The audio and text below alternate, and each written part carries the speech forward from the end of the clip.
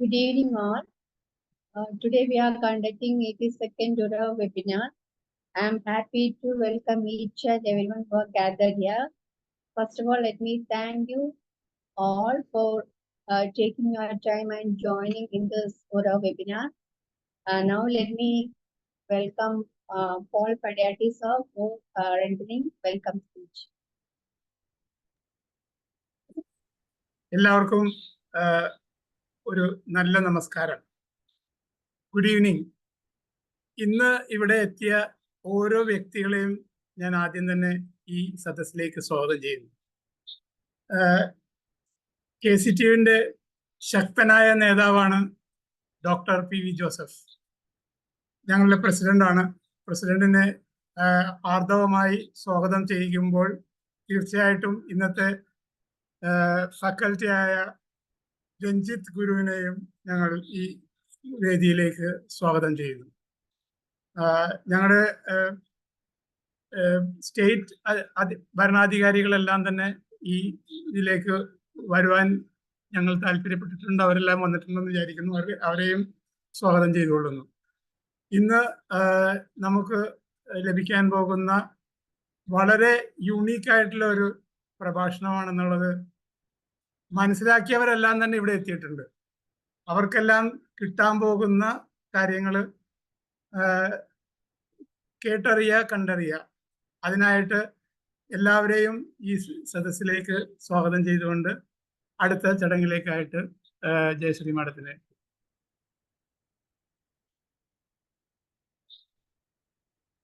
Unmute ചെയ്യും. Madam Jayashree unmute ചെയ്യും. Okay, thank you, sir. Now let me welcome our President PV Joseph sir for rendering introduction. Sorry, presidential address. I'm sorry. Okay, thank you. PV Joseph sir for rendering presidential address. Thank you. Today's resource person, Mr. Ranjit Narayan, Sahayatriya Coordinator, Persin Sakir, General Secretary, Ernakulam General Secretary, Fasil, Treasurer Paul Padiati, Coordinator, Jayashree, Teacher, other leaders of KCTU, KCT members, and my dear participants, good evening and welcome to 82nd webinar under Oravu series organized by KCTU, Kerala Councillors and Trainers Union, Ernakulam District. KCTU Ernakulam District ഇതുവരെ 82 വെബിനാറുകൾ നടത്തി. ചിലതൊക്കെ കൂടുതലും psychology ആയിട്ട് ബന്ധപ്പെട്ടതായിരിക്കും, അല്ലെങ്കിൽ HR ട്രെയിനിങ്ങോട്ട് ബന്ധപ്പെട്ട്. ചിലപ്പോഴൊക്കെ ഒന്നുമല്ല. കഴിഞ്ഞ ക്ലാസ്സിലാണെങ്കിൽ നമുക്ക് ഇതായിരുന്നു, സോഷ്യൽ മീഡിയയെ കുറിച്ചായിരുന്നു. അങ്ങനെ ഡിഫറൻറ്റ് സെഗ്മെന്റ്സിൽ എമിനൻ്റ് ആയിട്ടുള്ള ആളുകളെ കണ്ടെത്തിയാണ് ഈ ഓൾട്ടർനേറ്റീവ് വെനസ്ഡേയിലെ ഈ ഉറവ് നിലനിന്ന് പോകുന്നത്. അവരുടെ സഹകരണം കൊണ്ട് മാത്രം, സൗജന്യമാണ്, അവർക്ക് നമ്മളൊന്നും ഫീസായി കൊടുക്കാറ്. അപ്പോൾ ഇന്ന് നമ്മുടെ അതിഥിയായിട്ട് എത്തിയിട്ടുള്ളത് മറ്റാരുമല്ല, KCTയുടെ സ്ഥാപക നേതാക്കളിൽ ഒരാളാണ് രഞ്ജിത്ത് നാരായൺ. കോളേജ് ഗുരു എന്ന പേരിൽ അറിയപ്പെടുന്നു. അദ്ദേഹത്തെ പറ്റി ഞാൻ കൂടുതലൊന്നും പറയുന്നില്ല. അദ്ദേഹം നമ്മുടെ സുഹൃത്താണ്. വളരെ കാലം ഇതിന്റെ പ്രവർത്തനമൊക്കെ ഉണ്ടായിരുന്നു. ഇപ്പൊ അഡ്വൈസറാണ്, KCTയുടെ സ്റ്റേറ്റ് അഡ്വൈസറാണ്. ജോലി തിരക്കുണ്ട് അദ്ദേഹത്തിന്. അദ്ദേഹം പ്രശസ്തനായ ഒരു എഡ്യൂക്കേഷനിസ്റ്റ് ആണ്, കരിയർ കൗൺസിലറാണ്, കരിയർ പ്ലാനിങ് നിങ്ങൾക്ക് ആക്റ്റീവായിട്ട് കൗൺസിലിംഗ് നടത്തിക്കൊണ്ടിരിക്കുന്ന ഒരു വ്യക്തിത്വത്തിന്റെ ഉടമയാണ് രഞ്ജിത്ത് നാരായൺ സാറ്. സാർ ഇന്ന് നമ്മൾ സംസാരിക്കുന്നത് changing world and future jobs എന്നാണ്. ഇത് നമുക്ക് അറിഞ്ഞിരിക്കേണ്ടത് തന്നെയാണ്. കാലം മാറുന്നു. യുണൈറ്റഡ് നേഷൻസിന്റെ റിപ്പോർട്ട് അനുസരിച്ചിട്ട് 50% കുറഞ്ഞത് 50% കരിയർ 2030 തന്നെ ഇല്ലാതാവും. 80 എന്നൊക്കെയാണ് പറയുന്നത്. എങ്കിലും 50% ജോബ്സ് എങ്കിലും കരിയേഴ്സ് എങ്കിലും ഉണ്ടാവില്ല എന്നുള്ള ഉറപ്പാണ്. കാരണം ആർട്ടിഫിഷ്യൽ ഇന്റലിജൻസിന്റെ മറ്റു വരവോടുകൂടി അതിന്റെ ആവശ്യം വരില്ല. പക്ഷെ അതോടൊപ്പം തന്നെ പുതിയ ഒട്ടേറെ ന്യൂജൻ കോഴ്സുകളും കരിയറും ഉണ്ടാവുകയും ചെയ്യും. അപ്പോൾ എല്ലാവർക്കും ഒരു കൺഫ്യൂഷൻ ഉണ്ട്. ഇപ്പൊ ഞാൻ ബിടെക്കിന് ചേർന്ന് പഠിച്ച് 5 കൊല്ലം കഴിയുമ്പോൾ ഈ എഞ്ചിനീയർമാർക്ക് അവസരം ഇല്ലെങ്കിലോ, MBBS കഴിഞ്ഞിട്ട് ഡോക്ടറാൻ പറ്റിയില്ല, കാരണം എല്ലാം AI തന്നെ ചെയ്യുമെങ്കിൽ പിന്നെ എന്ത് ചെയ്യുക? അപ്പൊ ഒരു കൺഫ്യൂഷൻ കാണുക. കാരണം ഇന്ന് ജോയിൻ ചെയ്ത് 5 കൊല്ലം കഴിഞ്ഞിട്ട് അതിന്റെ റിസൾട്ട് ഒക്കെ വരുള്ളൂ. അപ്പോൾ അത്തരം കാര്യങ്ങളിൽ ഒരു ക്ലാരിറ്റി, എന്തൊക്കെയായിരിക്കും ഫ്യൂച്ചറിൽ കിട്ടാവുന്ന അവസരങ്ങൾ, ഇതിനെക്കുറിച്ചായിരിക്കും ഇന്നത്തെ ക്ലാസ്. ഈ ക്ലാസ്സിൽ പങ്കെടുക്കാനെത്തിയ, ക്ലാസ് നയിക്കാനെത്തിയ രഞ്ജിത്ത് സാറിനെയും കേൾക്കാനെത്തിയ നിങ്ങൾ ഓരോരുത്തരെയും പ്രത്യേകം സ്വാഗതം ചെയ്യുകയാണ്. Over to MC cum coordinator convener Jayashree ma'am. Thank you, Joseph sir. Now let me once again welcome Paul Padiati sir for rendering introduction of the resource person. For introducing resource person, today's resource person, Paul Padiati sir. Good evening. വീണ്ടും ഒരു നമസ്കാരം. മാറ്റങ്ങളാണ് നിത്യനിതാന്തമായിട്ടുള്ള ഒരു കാര്യം. എല്ലാ കാര്യങ്ങളും ഏതെങ്കിലും തരത്തിൽ എപ്പോഴും മാറിക്കൊണ്ടിരിക്കും. വിദ്യാഭ്യാസവും അറിവ് സമ്പാദനവും അവയുടെ രീതികളും ഏറെ മാറിക്കഴിഞ്ഞിട്ടുണ്ട്. സ്ലേറ്റും പെൻസിലും മഷിപ്പച്ചയും ഒറ്റപ്പലക ബെഞ്ചും ഒരു കാലത്ത് വൈറ്റ് കോളർ ജോബുകൾക്ക് പടച്ചുവിടുന്ന വിദ്യാഭ്യാസ രീതിയുടെ അടിസ്ഥാന കാര്യങ്ങളായിരുന്നു. പഴമക്കാർ പലപ്പോഴും പറയാറുണ്ട്, മാമ്പൂവും പൈതങ്ങളെയും കണ്ട് മോഹിക്കണ്ടെന്ന്. ഇന്നത്തെ കാലത്ത് ആണെങ്കിൽ ആ പൂക്കളെല്ലാം അന്യരാജ്യങ്ങളിൽ ചേക്കേറുന്നു. മാറ്റങ്ങൾ ജോലി രീതികളെ അപ്പാടെ മാറ്റിയതാണ് കാരണം. നമ്മൾ മാറ്റി ചിന്തിക്കുവാൻ കഴിയുന്ന തരത്തിലുള്ള ജോലികൾ, നമുക്ക് ചിന്തിക്കാൻ കഴിയാത്ത തരത്തിലുള്ള ജോലികൾ ഉരുത്തിരിഞ്ഞു വരുന്നു. സാമ്പത്തിക വ്യവസ്ഥകളെ ബിറ്റ്കോയിനുകളാക്കി പൂരമാക്കിക്കൊണ്ട് IT ശാസ്ത്രം പുതിയ ബ്ലോക്ക് ചെയിനുകൾ സൃഷ്ടിക്കുന്നു. ഈ സാഹചര്യത്തിൽ ന്യൂ ജനറേഷൻ എഞ്ചിനീയറിംഗ് കരിയറുകൾ കേരളത്തിൽ ആദ്യമായി തന്നെ അവതരിപ്പിച്ച ഒരു പ്രതിഭയാണ് ഇന്ന് നമുക്ക് കിട്ടിയിരിക്കുന്നത്. നമ്മുടെ സ്വന്തം രഞ്ജിത്ത് നാരായണൻ തന്നെയാണ്. കോവിഡ് കാലത്ത് തന്നെയാണ് എനിക്ക് രഞ്ജിത്ത് കോളേജ് ഗുരു എന്നറിയപ്പെടുന്ന ഇദ്ദേഹത്തെ പരിചയപ്പെടാനിടയായത്. എഡ്യൂക്കേഷണൽ സോഷ്യൽ മീഡിയ ഇൻഫ്ലുവൻസർ എത്രമാത്രം ശക്തിയും അതിശക്തനുമാണെന്ന് നിങ്ങൾക്ക് എല്ലാവർക്കും ചിന്തിച്ചാൽ മനസ്സിലാക്കാവുന്നതാണ്. നല്ല സബ്സ്ക്രൈബർ ബേസുള്ള യൂട്യൂബ് ചാനലറാണ് നമ്മുടെ KCTUവിൻ്റെ കരിയർ ഗൈഡൻസിന്റെ ചെയർമാനായ രഞ്ജിത്ത്. വീണ്ടും ആധുനിക ജോബുകളെ കുറിച്ച് വീണ്ടും അദ്ദേഹം വരികയാണ്. ആധുനിക ജോബുകളെ കുറിച്ച് ആ മാന്ത്രിക ലോകത്തിന്റെ സങ്കീർണതകളിലേക്ക് നമ്മളെ കൂട്ടിക്കൊണ്ടുപോകാനാണ് അദ്ദേഹം വരുന്നത്. ആ കരിയർ അഡ്വൈസർ, ആ പ്രഗത്ഭ എഡ്യൂക്കേഷണലിസ്റ്റ്, നിങ്ങളെല്ലാവരും ആകാംക്ഷയും ശ്രദ്ധയും കലർത്തി അദ്ദേഹത്തെ ശ്രദ്ധിക്കുക. ഏറെ ആശയങ്ങൾ മനസ്സിലാക്കുക, ഏറെ ചോദ്യങ്ങൾ ചോദിക്കുവാൻ തയ്യാറാവുക. മിസ്റ്റർ രഞ്ജിത്ത് ഈ വേദിയിലേക്ക് ക്ഷണിച്ചുകൊള്ളുന്നു.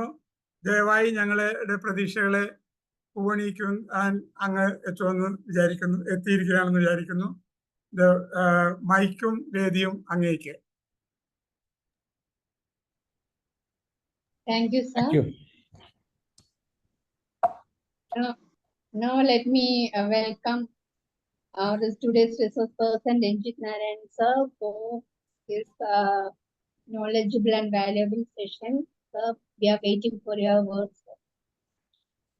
Thank you very much. വളരെ സുദീർഘമായിട്ടുള്ള ഒരു സ്വാഗത പ്രസംഗം കഴിഞ്ഞിരിക്കുകയാണ്. അപ്പോൾ വളരെ സന്തോഷം, വളരെ സന്തോഷകരമായിട്ടുള്ള രീതിയിൽ പരിചയപ്പെടുത്തിയത് എനിക്കറിയാം നിങ്ങൾക്ക് ആർക്കും പ്രത്യേകിച്ചൊരു പരിചയപ്പെടുത്തലിൻ്റെ ആവശ്യമില്ല എന്നുള്ളത്. എങ്കിലും KCTU എന്ന് പറയുന്ന ഈ ഒരു മഹാപ്രസ്ഥാനത്തിന്റെ ഏറ്റവും അമരക്കാരനായിട്ടൊക്കെ നമ്മുടെ എറണാകുളത്തെ ഏറ്റവും മികച്ച രീതിയിൽ പ്രവർത്തിച്ചുകൊണ്ടിരിക്കുന്ന എറണാകുളം ജില്ലയുടെ അമരക്കാരനായിട്ടുള്ള നമ്മുടെ എല്ലാവരുടെയും സ്വന്തം നമ്മുടെ സംസ്ഥാന സെക്രട്ടറി കൂടിയായിട്ടുള്ള ജോസഫ് സാർ, അതുപോലെ തന്നെ സ്വാഗതമോദിയ പോൾ പടയാട്ടി സാർ, അതേപോലെ നമ്മുടെ MC വളരെ ഭംഗിയായി കൈകാര്യം ചെയ്തിരിക്കുന്ന ജയശ്രീ മാഡം, അതുപോലെ എല്ലാ മെമ്പേഴ്സിനെയും, അതേപോലെ ഇന്ന് ഈ ഒരു പ്രോഗ്രാമിലേക്ക് ജോയിൻ ചെയ്ത എല്ലാവർക്കും നല്ലൊരു നമസ്കാരം ഒരിക്കൽ കൂടി. എന്തായാലും വളരെ പ്രതീക്ഷകളോട് കൂടിയിട്ട് നമ്മൾ തുടങ്ങിയ ഒരു വലിയൊരു പ്രസ്ഥാനം കൂടിയാണ്. നിലവിലെ ഏക ഒരു രജിസ്റ്റേർഡ് ആയിട്ടുള്ള ഗവൺമെന്റ് രജിസ്റ്റേർഡ് ആയിട്ടുള്ള ട്രേഡ് യൂണിയൻ കൂടിയാണ് നമ്മുടേത്.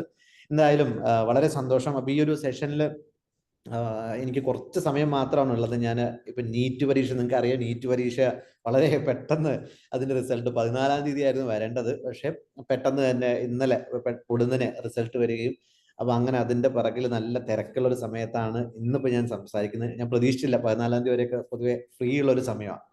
അപ്പൊ ഞാൻ വളരെ കുറച്ച് കാര്യങ്ങളിലേക്ക് മാത്രം ഇന്ന് ഒതുങ്ങുകയാണ്. അതിന്റെ നിങ്ങളുടെ ഡൗട്ടുകൾ തീർച്ചയായിട്ടും എടുക്കും, പക്ഷെ ഒരുപാട് സെഷനിലേക്ക് പോകുന്ന ഒരു സാഹചര്യം അല്ലെങ്കിൽ സമയം അനുവദിക്കുന്നില്ല. അപ്പൊ പെട്ടെന്ന് കാര്യത്തിലേക്ക് കടക്കാം. അപ്പോൾ വളരെ എൻഗേജിങ് ആയിട്ടുള്ള അല്ലെ ഒരു സെഷനാണ് നമ്മൾ ഇന്ന് പ്ലാൻ ചെയ്തിരിക്കുന്നത്. ഇവിടെ എന്താ ഞാൻ മനസ്സിലാക്കുന്ന അല്ലെങ്കിൽ നമ്മുടെ ഇന്നത്തെ ഒരു ഇതെന്ന് പറയുന്നത് changing world and future jobs. വളരെ വളരെ പ്രത്യേകിച്ച് ഒരു കൗൺസിലർമാരുടെയും അതേപോലെ തന്നെ ട്രെയിനിങ് മേഖലയിലും പ്രവർത്തിക്കുന്ന ആളുകളെ സംബന്ധിച്ചിടത്തോളം വളരെയധികം കാര്യങ്ങൾ ചെയ്യാൻ ഉതകുന്ന അല്ലെങ്കിൽ അതിന് പ്രേരിപ്പിക്കുന്ന അല്ലെങ്കിൽ പല വിദ്യാർത്ഥികൾക്കും മാതാപിതാക്കൾക്കും ഒരു ഐഡിയ കൊടുക്കാൻ പറ്റുന്ന, വളരെ എഫക്റ്റീവായിട്ട് ചെയ്യാൻ പറ്റുന്ന ഒരു വലിയ വിഭാഗം ആളുകളോടാണ് എനിക്ക് ഇന്ന് സംവദിക്കാൻ അവസരം കിട്ടിയിരിക്കുന്നത്. അതുകൊണ്ട് തീർച്ചയായിട്ടും ആ ഒരു സമയം തീർച്ചയായിട്ടും നിങ്ങളിലേക്ക് എത്തിക്കാൻ വേണ്ടി ഞാൻ ശ്രമിക്കുന്നതാണ്. ചേഞ്ചിങ് വേൾഡ് എന്ന് പറയുമ്പോൾ നമുക്കറിയാം, പൊതുവെ നമ്മുടെ പോൾ പടയാത്തി സാർ പറഞ്ഞ പോലെ കാലം ഇങ്ങനെ ഉരുണ്ടുകൊണ്ടിരിക്കും. അത് മാത്രമാണ് കറക്റ്റായിട്ട് നടക്കുന്ന ഒരു കാര്യം എന്ന് പറഞ്ഞത്. അപ്പൊ തീർച്ചയായിട്ടും അതിന്റെ ഒരു സ്പീഡ് എന്ന് പറയുന്നത് അല്ലെങ്കിൽ അതിന്റെ ഒരു വേഗത വളരെ വലിയ രീതിയിൽ നടന്നുകൊണ്ടിരിക്കുന്ന ഒരു സമയത്താണ് ഞാനും നിങ്ങളൊക്കെ ഇന്ന് സംസാരിച്ചുകൊണ്ടിരിക്കുന്നത്. നമുക്കറിയാം, ഒരു 5 കൊല്ലം മുമ്പ് ഉണ്ടായിരുന്ന ടെക്നോളജീസും കാര്യങ്ങളല്ല ഇവിടെ നടന്നുകൊണ്ടിരിക്കുന്നത് അല്ലെ. കോവിഡ് എന്ന് പറയുന്ന ഒരു സംവിധാനം വളരെ വലിയ രീതിയിൽ നമ്മൾക്കിപ്പം ഒരു 10 കൊല്ലം മുമ്പായിരുന്നെങ്കിൽ ഇങ്ങനെ ഇരുന്ന് സംസാരിക്കുന്നതിനെ പറ്റി പോലും ഒരു പക്ഷേ ചിന്തിക്കാൻ പറ്റാത്ത ഒരു സാഹചര്യത്തിൽ നിന്നാണ് നമ്മൾ ഇതിലേക്ക് ഒരു ന്യൂ നോർമലായിട്ട് ഈ കോവിഡ് അടക്കം നമ്മൾ മാറ്റിമറിച്ചത്. അപ്പൊ ചുരുക്കി പറഞ്ഞു കഴിഞ്ഞാൽ നമ്മൾ കണക്കുകൾ പരിശോധിക്കുമ്പോൾ 1940-കളിൽ ഉണ്ടായിരുന്ന ടെക്നോളജികൾ, അത് ഇന്ന് കണക്കുകൾ നോക്കുമ്പോൾ അതിന്റെ ഏതാണ്ട് 80% ജോലികളും ഇന്നില്ല എന്നാണ് പറയുന്നത്. അപ്പോൾ നമുക്കറിയാം, നമ്മളൊന്ന് പിറകിലേക്ക് നോക്കുമ്പോൾ ഇപ്പം എന്തിനു പറയുന്നു, നമുക്ക് ഇപ്പോഴത്തന്നെ നമ്മുടെ ഇതിനകത്ത് എന്നെ കേൾക്കുന്ന ആളുകളെ സംബന്ധിച്ചിടത്തോളം ഒന്ന് ശ്രദ്ധിച്ചാൽ അറിയാം അല്ലെ, നമ്മുടെ ആ ഒരു യങ്സ്റ്റർ ആയിട്ടുണ്ടായിരുന്ന ആ ഒരു കാലഘട്ടത്തിൽ ഉണ്ടായിരുന്ന ജോലികളോ അന്നത്തെ ടെക്നോളജികളോ ഒന്നും അല്ല ഇന്ന് ഉപയോഗിക്കുന്നത് അല്ലെ. അപ്പോൾ 1940-കളിൽ ഉണ്ടായിരുന്ന ഏതാണ്ട് 80% ജോലികൾ ഇന്നില്ല. അതുപോലെയുള്ള നേരത്തെ നമ്മുടെ പ്രസിഡന്റ് സാർ പറഞ്ഞ പോലെ വലിയൊരു ഷിഫ്റ്റ് നടക്കുന്ന ഒരു കാലഘട്ടത്തിലാണ് നമ്മളിപ്പോൾ നിൽക്കുന്നത്. കാരണം നമുക്കറിയാം, ലോകത്തിന്റെ പുരോഗതി എന്ന് പറയുന്നത് അല്ലെങ്കിൽ വലിയൊരു അളവില് ഈ ലോകം മൊത്തം പുരോഗമിച്ചത് എന്ന് പറയുന്നതിന്റെ അടിസ്ഥാനം ഇൻഡസ്ട്രിയൽ റവല്യൂഷൻ ആണല്ലോ.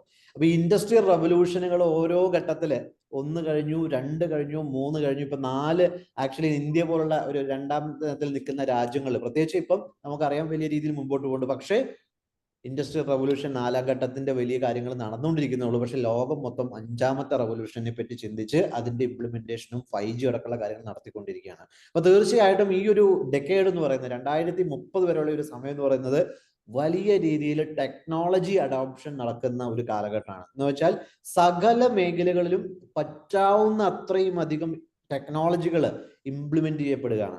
ആ ഇംപ്ലിമെന്റ് ചെയ്യുന്ന ടെക്നോളജികൾ വലിയ രീതിയിൽ ജോബ്സ് കട്ട് ചെയ്യുന്നുണ്ട് എന്ന് പറയുന്ന കാര്യം കറക്റ്റ് ആണ്. അത് ആർട്ടിഫിഷ്യൽ ഇന്റലിജൻസ് ഉപയോഗിച്ച് കൊണ്ടുവരും, അതേപോലെ പുതിയ പുതിയ മെഷീനറികൾ ഉപയോഗിച്ച് വരും.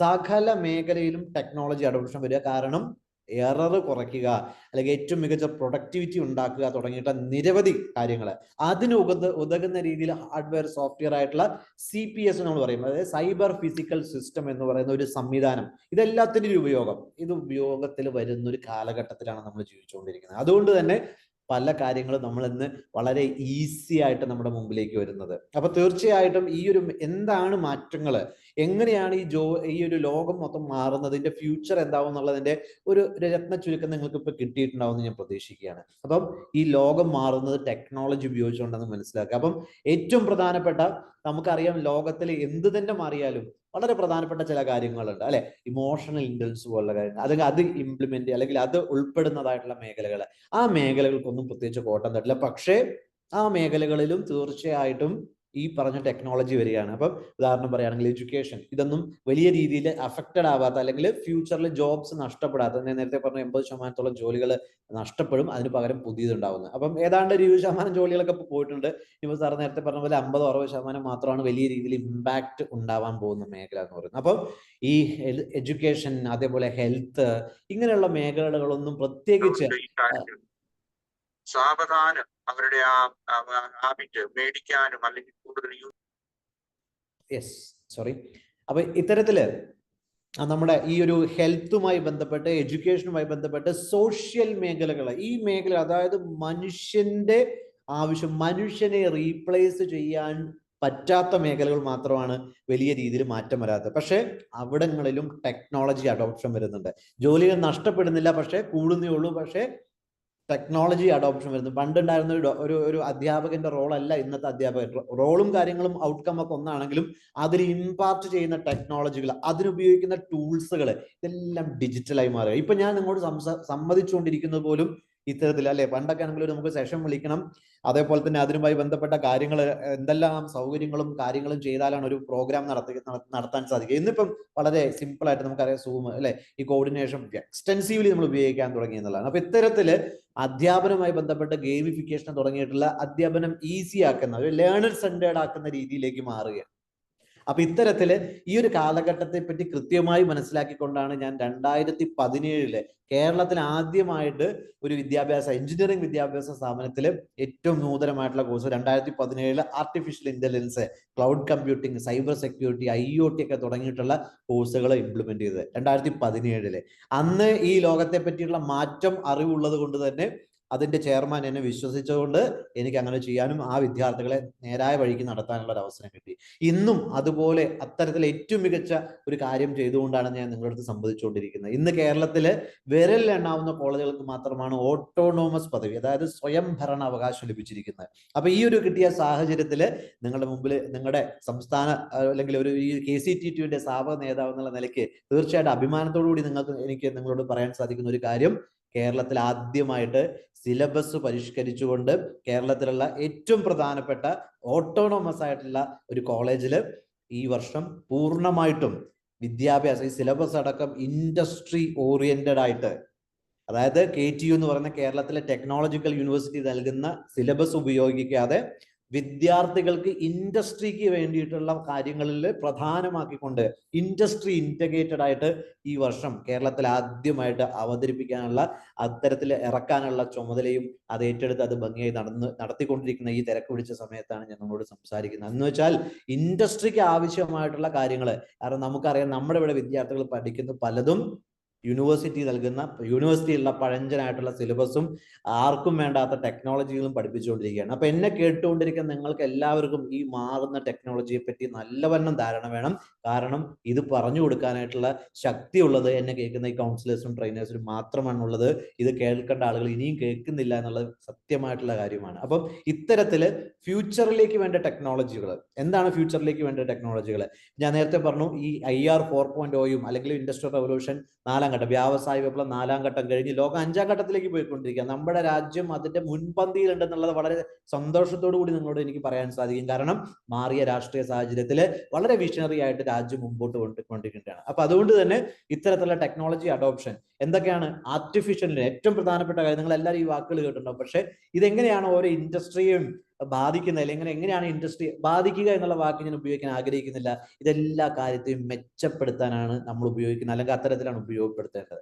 റിപ്പീറ്റേറ്റീവ് ആയിട്ട് ചെയ്യുന്ന ജോലികൾ, അല്ലെങ്കിൽ ഇത്തരത്തില് മുൻപുണ്ടായിരുന്ന, നമുക്കറിയാം ഓരോ ഇൻഡസ്ട്രിയെ പറ്റി നമ്മൾ നോക്കുമ്പോൾ ആ ഇൻഡസ്ട്രിയിൽ വലിയൊരു വർക്ക് ലൈൻ, അല്ലെങ്കിൽ ഒരു വർക്ക് ഇൻ പ്രോസസ് ആയിട്ടുള്ള ഒരു മൊത്തത്തിൽ വലിയൊരു ലൈൻ ആയിരിക്കും. നമ്മൾ അതിന് മാനുഫാക്ചറിങ് ലൈൻ എന്നും പല രീതിയിലും പറയാറുണ്ട്. പക്ഷെ ഇന്ന് റോ മെറ്റീരിയൽ കൊടുത്താൽ അതിന്റെ എൻഡ് പ്രൊഡക്റ്റ് ആയിട്ട് നമുക്ക് വരുന്ന സാഹചര്യമുണ്ട്. ഓരോ ഘട്ടത്തിൽ ഓരോ രീതിയിലായിരുന്നു. പിന്നീട് ഒരു ഇൻഡസ്ട്രിയൽ റവല്യൂഷൻ 4ലേക്ക് വരുന്നതിന് തൊട്ട് മുമ്പായിട്ട് ഓരോ ലൈനിന് പ്രത്യേകം ഉണ്ടാക്കുമായിരുന്നു. ആ ലൈനിൽ പുറത്തു വരുന്ന ഒരു ഉദാഹരണത്തിന് കാറിന്റെ മാനുഫാക്ചറിംഗ് ലൈനാണ് എടുക്കുന്നെങ്കിൽ ഒരു മോഡലിന്റെ ഒരു ലൈൻ ഇട്ട് കഴിഞ്ഞാൽ ആ ലൈനിൽ ഇറങ്ങി വരുന്ന പ്രൊഡക്റ്റ് ആ കാർ മാത്രമായിരിക്കും. ഉദാഹരണം പറയുകയാണെങ്കിൽ നമ്മൾ മാരുതി സുസുക്കിയുടെ ഒരു കാറാണെന്ന് കരുതുക, മാരുതി 800 ആണെന്ന് കരുതുക. അതിന്റെ പ്രൊഡക്ഷൻ ലൈനിൽ അതിന്റെ റോ മെറ്റീരിയൽസും കാര്യങ്ങളെല്ലാം കഴിഞ്ഞ് വരുമ്പോൾ അതിന്റെ എൻഡ് പ്രൊഡക്റ്റ് ആയിട്ട് വരുന്നത് ഇപ്പോൾ മാരുതി 800 ആണെങ്കിൽ മാരുതി 800, അല്ലെങ്കിൽ നമ്മളിപ്പോൾ പറഞ്ഞ പോലെ എർട്ടിഗയോ അല്ലെങ്കിൽ സ്വിഫ്റ്റ് ആണെങ്കിൽ സ്വിഫ്റ്റ് ആണ്. പക്ഷേ ഇനി അങ്ങോട്ടേക്കുള്ള അല്ലെങ്കിൽ ഇപ്പൊ നടന്നുകൊണ്ടിരിക്കുന്ന ഒരു ഓട്ടോമേഷൻ ഓട്ടോമേഷൻ പ്രോസസ്സുകൾ മറ്റു കാര്യങ്ങൾ എന്ന് പറഞ്ഞു കഴിഞ്ഞാൽ എന്ത് തന്നെ പ്രൊഡക്റ്റ് ആണോ നമ്മൾ കമ്പ്യൂട്ടറിൽ ഡിസൈൻ ചെയ്യുന്നത്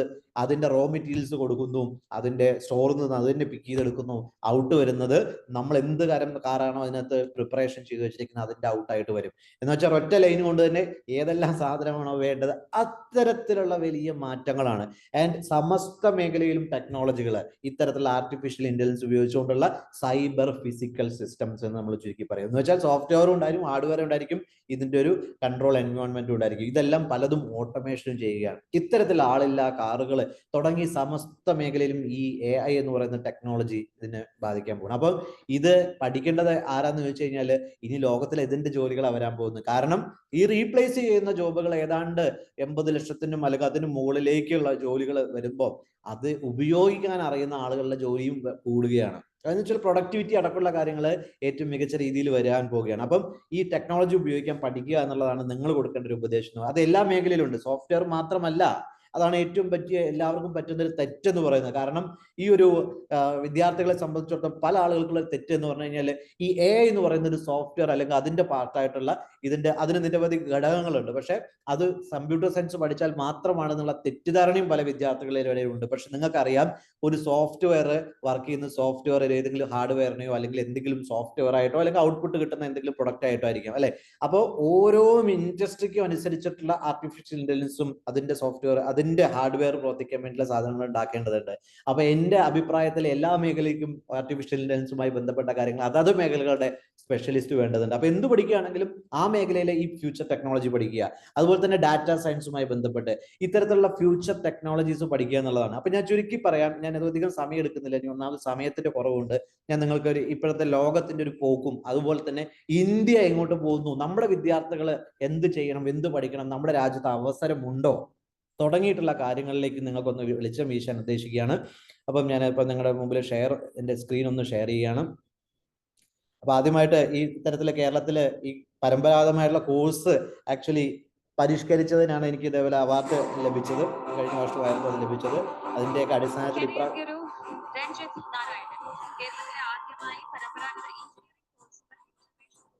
പരിഷ്കരിച്ച് കരിയർ അഡ്വൈസർ കൂടിയായ വ്യക്തിത്വമാണ് കരിയർ ഗുരുവിന്റെ സ്ഥാപകൻ രഞ്ജിത്ത് നാരായണൻ. കരിയർ ഗുരു ആദരവ് ഏറ്റുവാങ്ങുവാൻ. Yes, thank U. അപ്പൊ നമ്മളെ തൊഴിലുകളെ പറ്റി നമ്മുടെ വിദ്യാർത്ഥികളെ സംബന്ധിച്ചിടത്തോളം കരിയർ പ്ലാനിങ് ചെയ്യിപ്പിക്കാനായിട്ട് എന്നെ കേൾക്കുന്ന നിങ്ങൾ എല്ലാവരും തന്നെ കൃത്യമായിട്ട് ഈ മാറുന്ന ലോകത്തെ പറ്റി കുറച്ചെങ്കിലും പറഞ്ഞു കൊടുക്കാനും അതേ പറ്റിയിട്ടുള്ള ഒരു കാരണം ഏത് മേഖലയിലാണെങ്കിലും ഇത് വരുന്നുണ്ടെന്നുകൊണ്ട് അവരവരുടെ താല്പര്യങ്ങൾ നമുക്കറിയാം. ഞാൻ കൂടുതൽ കരിയർ പ്ലാനിങ്ങിനെ പറ്റി ഞാൻ പറയാൻ ആഗ്രഹിക്കുന്നത് നിങ്ങൾ എല്ലാവരും തന്നെ അതിൽ എക്സ്പേർട്ട് ആയിരിക്കും. അപ്പൊ വിദ്യാർത്ഥികളുടെ താല്പര്യങ്ങളും കഴിവും അവരുടെ ആപ്റ്റിറ്റ്യൂഡും എല്ലാം നമ്മൾ അറിഞ്ഞിരിക്കണം. അവരുടെ മേഖലയിൽ ഈ കാര്യങ്ങൾ ഇംപ്ലിമെന്റ് ചെയ്യിപ്പിക്കുക എന്നുള്ളതാണ്. നമുക്കറിയാം, നേരത്തെ പറഞ്ഞു ഈ ഒരു IR എന്ന് പറയുന്ന ഇൻഡസ്ട്രിയൽ റവല്യൂഷൻ അല്ലെങ്കിൽ വ്യാവസായ വിപ്ലവം ഇപ്പൊ 4ാം ഘട്ടത്തിലേക്കാണ് ഞാനിപ്പോ നിങ്ങളുടെ മുമ്പിൽ വെച്ചിട്ടുള്ളൂ. പക്ഷെ 5ാമത്തെ കാര്യങ്ങൾ ലോകത്തിൽ നടന്നുകൊണ്ടിരിക്കുകയാണ്. അത് ഇന്ത്യയിൽ ഇംപ്ലിമെന്റ് ചെയ്യും. പുതിയ വരുന്ന മേഖലകളിലെല്ലാം തീർച്ചയായിട്ടും എടുക്കും. പക്ഷെ നമുക്കറിയാം നമ്മുടെ രാജ്യത്തിലെ 80% വരുന്ന ഒരു വലിയ GDP-ക്ക് ഷെയർ തരുന്ന പ്രത്യേകിച്ച് മാനുഫാക്ചറിങ് മേഖലയിൽ നിന്ന് വരുന്നത് എന്ന് പറയുന്നത് അതേ SME സെക്ടറിൽ നിന്നാണ്. സ്മോൾ മീഡിയം ഒരു എന്താ പറയുക ചെറുകിട ഒരു കമ്പനികളിൽ നിന്നാണ്. അപ്പൊ തീർച്ചയായിട്ടും ഈ മേഖലയിൽ ഈ 2028-30 ആകുമ്പോഴത്തേക്ക് വലിയ രീതിയിൽ ടെക്നോളജി അഡോപ്ഷൻ വരികയാണ്. പുതിയ മെഷീനറികൾ വരുന്നു, മാനുഫാക്ചറിങ് ലൈനുകൾ വരുന്നു. അപ്പൊ വലിയ തരത്തിലുള്ള ഒരുപാട് ഓപ്പർച്യൂണിറ്റികൾ നമ്മുടെ വിദ്യാർത്ഥികൾക്ക് വരികയാണ്. അപ്പം നമ്മുടെ രാജ്യത്ത് തന്നെ ഒരുപാട് അവസരങ്ങൾ ഉണ്ട് എന്നുള്ളതാണ്. അപ്പൊ തീർച്ചയായിട്ടും പുതിയ ജോലികളെ പറ്റിയിട്ട് വിദ്യാർത്ഥികൾ പഠിക്കണം, അറിഞ്ഞിരിക്കണം ഈ കാര്യങ്ങളെ പറ്റിയിട്ട് തീർച്ചയായിട്ടും. കാരണം പഠിക്കേണ്ടതായിരിക്കണം. പഴയ കാര്യങ്ങൾ പഠിച്ചാൽ പഴഞ്ചനായി മാറുകയും അണ്ടർപെയ്ഡ് ആയിട്ടുള്ള വളരെ ലോ സാലറിയിലുള്ള ജോലിയിലൊക്കെ നിന്ന് പോകേണ്ടുന്ന സാഹചര്യം ഉണ്ടാകും. നമുക്കറിയാം ഏറ്റവും കൂടുതൽ സമ്പന്നരും എന്ന പണിയില്ലാത്ത ആൾക്കാർ ഇരിക്കുന്നത് കേരളത്തിലാണ്. ഏറ്റവും കൂടുതൽ ആളുകൾ നമുക്കറിയാം, പേപ്പറിൽ നിങ്ങൾ കണ്ടിട്ടുണ്ടായിരിക്കും. അപ്പൊ നമ്മുടെ ലോകത്തിന്റെ ഒരു പോക്ക് എന്ന് പറയുന്നത് ജസ്റ്റ് നിങ്ങളൊന്ന് അറിഞ്ഞിരിക്കാനും നിങ്ങൾക്ക് അറിയാം ഈ കാര്യങ്ങളെങ്കിലും ഞാൻ ഒന്ന് ഷെയർ ചെയ്യാണ്.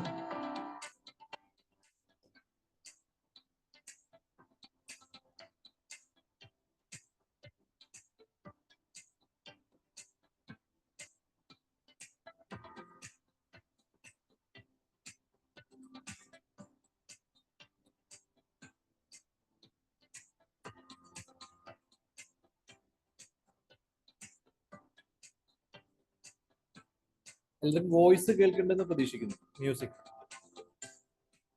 വോളിയം കുറവാണ്.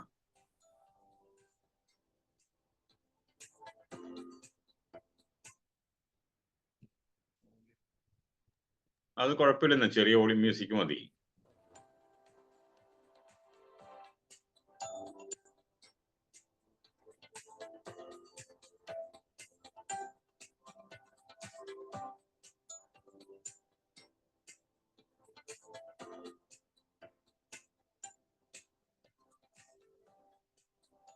ചക്കായോ?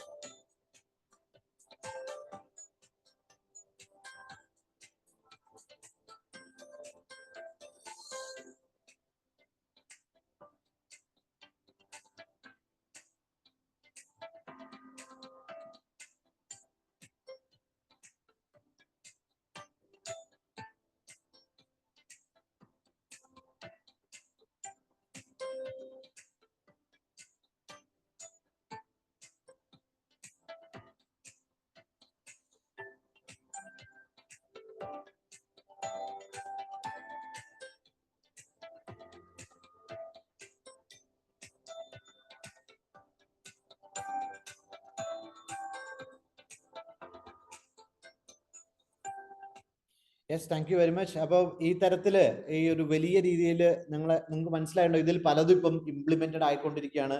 ഇനി ഞാൻ ജസ്റ്റ് കുറച്ച് ജോബ് റോളുകളെ പറ്റി, ഇതെല്ലാം നേരത്തെ ഉണ്ടായിരുന്നതാണ്. അപ്പൊ പക്ഷേ ഒരു 10 വർഷം മുമ്പ് ഈ ജോലികളെ പറ്റി നമ്മൾ പറയുന്ന സമയത്ത് ഇത് ചിലപ്പം വിശ്വസിക്കാനാവാത്ത കാര്യങ്ങളായിരിക്കും അല്ലെ. ഒരു ഫ്രീലാൻസ് കണ്ടന്റ് ക്രിയേറ്റർ അല്ലെങ്കിൽ ഒരു യൂട്യൂബർ, ഇതൊന്നും ഒരു എന്താ പറയാ നേരത്തെ ആളുകൾക്ക് സങ്കല്പിക്കാൻ പറ്റാത്ത ഒന്ന് കാര്യമായിരുന്നു. ഈവൻ ഞാൻ എനിക്കറിയാം, ഇതിനകത്ത് നമ്മുടെ പ്രസിഡന്റ് ഒക്കെ ഉള്ള ഒരു 2019 യൂട്യൂബ് ചാനൽ സ്റ്റാർട്ട് ചെയ്യുന്നത്. അന്ന് ഇതിനെപ്പറ്റി ആർക്കും അത്ര മാത്രം ധാരണ ഉണ്ടായിരുന്നില്ല. പക്ഷെ അന്ന് ഞാൻ സ്റ്റാർട്ട് ചെയ്തുകൊണ്ടായിരിക്കാം ഞാൻ ഒരു ഇൻഫ്ലുവൻസർ ആയതും 20 മില്യൺ വ്യൂസ് എനിക്ക് ഈ ഒരു ദിവസം വരെ. സത്യം പറഞ്ഞാൽ അത് ഒരുപാട് പേർക്ക് ഉപകാരപ്പെടാൻ വേണ്ടിയിട്ട് എന്നെ കൊണ്ട് സാധിച്ചു. അത് ഈ ടെക്നോളജി ലിവറേജ് കൊണ്ട്, അഡോപ്ഷൻ കൊണ്ട് മാത്രം സാധിച്ച. അല്ലെങ്കിൽ എനിക്ക് ഒരു കാര്യം, ഇപ്പം ലേറ്റസ്റ്റ് ആയിട്ട് ഒരു വീഡിയോ ഇട്ട് ഞാനൊരു സെഷനുകൾ പോയി കഴിഞ്ഞാൽ നമുക്ക് 100-150 പേരാണ് കിട്ടുക. പക്ഷേ ഒരു വീഡിയോ ഇടുന്നതുകൊണ്ട് 1.5 ലക്ഷത്തോളം ആളുകൾ 2028 ഏറ്റവും മികച്ച ജോലികളെ പറ്റിയിട്ടുള്ള ഒരു വീഡിയോ ചെയ്തപ്പോൾ 1.5 ലക്ഷത്തോളം ആളുകൾ കണ്ടു കഴിഞ്ഞിരിക്കുകയാണ്. അപ്പൊ ഇത്തരത്തിൽ അവർക്കൊക്കെ എത്തിക്കാനും ഇൻഫർമേഷൻ കൊടുക്കാനും ഇത്തരത്തിലുള്ള ലിവറേജ് കൊണ്ട് സാധിച്ചു എന്നുള്ള. അപ്പം ചുരുക്കി പറഞ്ഞാൽ ഇത് പണ്ട് യൂട്യൂബ് ചാനൽ തുടങ്ങുമ്പോൾ എല്ലാവർക്കും ചിരിയായിരുന്നു, ഇവന് വേറെ പണിയില്ലാത്തതുകൊണ്ടാണ് എന്നുള്ള രീതിയിലൊക്കെ ഞാൻ തന്നെ കേട്ടിട്ടുണ്ട്. പക്ഷെ ദാറ്റ്സ് ഇറ്റ്. അപ്പം ഇതിനെപ്പറ്റി അറിയുക, ഫ്യൂച്ചറിനെ പറ്റി മനസ്സിലാക്കുക എന്നുള്ളതാണ്. അങ്ങനെ മനസ്സിലാക്കി കഴിഞ്ഞാൽ അതിൽ ഏറ്റവും അഡ്വാൻസ്മെന്റ് നമുക്ക് എടുക്കാൻ സാധിക്കും. അതിന് ഏറ്റവും ഉത്തമ ഉദാഹരണമാണ് നിങ്ങൾ എന്നെ കേട്ടുകൊണ്ടിരിക്കുന്നത്, ഇപ്പോൾ കേട്ടുകൊണ്ടിരിക്കുന്നത് എന്ന് പറയുന്നത് തന്നെ. അപ്പൊ ഇത്തരത്തിൽ social media, digital marketing roles, ഇതെല്ലാം തന്നെ 2021 കുറച്ച് മുമ്പത്തെ ഒരു സ്ലൈഡ് കൂടിയാണ്, അതുകൊണ്ടാണ് ഇത് ഇതെടുത്ത് കാണിക്കുന്നത്. അപ്പൊ ഈ ജോലികൾക്കൊക്കെ ഇപ്പോഴും പ്രസക്തി ഉണ്ട്, അല്ലെങ്കിൽ ഇപ്പോഴും ഈ ഒരു മേഖലയിലുള്ള സ്കില്ലുള്ള ആളുകളാണെങ്കിൽ തീർച്ചയായിട്ടും ഇപ്പം ഒത്തിരി അവസരങ്ങൾ അവരെ കാത്തിരിക്കുകയാണ്. ഇതിനകത്തുള്ള എല്ലാത്തിനും ഇത് നേരത്തെ ഒരു 2017 ഇത് പഠിച്ചു തുടങ്ങിയിട്ടുണ്ടെങ്കിൽ, ഈ കാര്യമായിരുന്നു പഠിക്കുന്നുണ്ടെങ്കിൽ തീർച്ചയായിട്ടും ഈ മേഖലയ്ക്ക് നല്ലൊരു സാലറിയോട് കൂടിയിട്ട് അവസരം കിട്ടുമായിരുന്നു എന്നുള്ളതാണ്. ഇതുപോലെ ഇനി എന്ത് പഠിക്കണം എന്നുള്ളതാണ് നമ്മൾ പറയാൻ പോകുന്നത്. ഇനി സൈബർ സെക്യൂരിറ്റി റോൾസ്, ഡാറ്റാ സയൻസുമായി ബന്ധപ്പെട്ട റോളുകൾ, ഹെൽത്ത് കെയറുമായി ബന്ധപ്പെട്ട റോള്, ഹ്യൂമൻ റിസോഴ്സ് റോളുകൾ, UI UX എക്സ്പീരിയൻസ് റോളുകൾ. കാരണം ഇപ്പൊ ഒത്തിരി പണ്ടത്തെ പോലെ നമ്മൾ ഇതിനെല്ലാം ഡിസൈൻ ചെയ്യേണ്ട ആവശ്യമില്ല, നമ്മൾ പ്രോംപ്റ്റ് ചെയ്താൽ തന്നെ നമുക്ക് കിട്ടും. ഇതിനെപ്പറ്റി നല്ലൊരു ധാരണ വേണം, ഇമോഷണലി ഇവർ കുറച്ചുകൂടെ വെൽ ബീങ് ആയിരിക്കണം എന്ന് മാത്രമാണുള്ളത്. അതുപോലെ കസ്റ്റമർ കെയർ റോളുകളൊക്കെ രൂപമാറ്റം വന്നു. കാരണം പണ്ട് ഫോണിലും എക്സലിലും നോക്കിയിരുന്നൊക്കെ ഇപ്പൊ ആപ്പ് രൂപത്തിലായി. പക്ഷെ നമുക്കറിയാം, ഏതൊരു സ്ഥാപനത്തിന്റെയും കൃത്യമായിട്ട് ആളുകളെ കൺവിൻസ് ചെയ്യണമെങ്കിൽ, അവർ മനസ്സിലാക്കി കൺവിൻസ് ചെയ്യണമെങ്കിൽ തീർച്ചയായിട്ടും ഒരു കമ്പ്യൂട്ടറിന് ഒരു പരിമിതിയുണ്ട്. അതിനപ്പുറത്തേക്ക് ഇമോഷണലി പോയിട്ട് അത് ഇമോഷണൽ സെയിൽസ് കോഴ്സ് നടത്തണമെന്നുണ്ടെങ്കിൽ തീർച്ചയായിട്ടും ഒരു മനുഷ്യനെ സാധിക്കുള്ളൂ അല്ലെ. അഫിലിയേറ്റ് മാർക്കറ്റിംഗ് സ്പെഷ്യലിസ്റ്റുമായി ബന്ധപ്പെട്ട ജോലികൾ, സൈറ്റ് റിലയബിലിറ്റി എഞ്ചിനീയർ, ഇതെല്ലാം പഠിച്ചാൽ നിങ്ങൾ കേൾക്കുന്ന നിങ്ങളെ ഫോളോവേഴ്സ് എന്ന ആളോട് പറയുക, ഇത് പഠിച്ചു കഴിയുമ്പോൾ ജോലി ഉറപ്പാണ്, 100% ജോലിയുള്ള മേഖലയാണ്. വെറുതെ ഡിഗ്രി സർട്ടിഫിക്കറ്റ് പിടിച്ചുകൊണ്ട് ഒരു കാര്യമില്ല. ഇത് ഈ പറയുന്ന ഏതെങ്കിലും ഒരു സംവിധാനത്തിൽ ഇതുണ്ട്, പഠിച്ചിട്ടുണ്ടെന്നുണ്ടെങ്കിൽ ഡെഫിനറ്റ്ലി ജോലി കിട്ടും. 2022 ഒരു ജോബ് റൈസ് എന്ന് പറഞ്ഞാൽ ഇ കൊമേഴ്സുമായി ബന്ധപ്പെട്ടായിരുന്നു. മാനേജേഴ്സ്, അതുപോലെ back end developer, media buyer. Still media buyer ഇപ്പോഴും ഒരു നല്ലൊരു ജോലിയായിട്ട് തന്നെയുള്ളത്. സ്ട്രാറ്റജി അസോസിയേറ്റ്, അതേപോലെ പല സ്ഥാപനങ്ങൾക്കും ഞാൻ സ്ട്രാറ്റജി, പ്രത്യേകിച്ച് എഡ്യൂക്കേഷൻ സ്ഥാപനങ്ങൾ സ്ട്രാറ്റജി അസോസിയേറ്റ് ആയിട്ട് ഞാൻ പ്രവർത്തിക്കുന്നുണ്ട്. ഓൺലി തിങ് ഞാൻ എൻ്റെ ടൈം മാത്രം സെല് ചെയ്യുന്നതാണ്. ദാറ്റ് മീൻസ് ഇത്തരത്തിലുള്ള സ്കിൽ സെറ്റ് ഉണ്ടാക്കിയെടുക്കാൻ അവസരമുണ്ട് എന്നാണ് ഞാൻ ചുരുക്കി പറയുന്നത്. Business development representative, then service analyst, ഇതേപോലെ ഇനി category associate, health care recruiter, ഈ മേഖലയിലൊക്കെ ധാരാളം അവസരങ്ങളുണ്ട്. കസ്റ്റമർ സക്സസ് അസോസിയേറ്റ്, പണ്ടതുപോലെ വെറും ഫോൺ വിളി മാത്രമല്ല, ഒരുപാട് കാര്യങ്ങൾ ഇപ്പം ഇറങ്ങി ചെയ്യാൻ പറ്റുന്ന കാര്യങ്ങളുണ്ട്.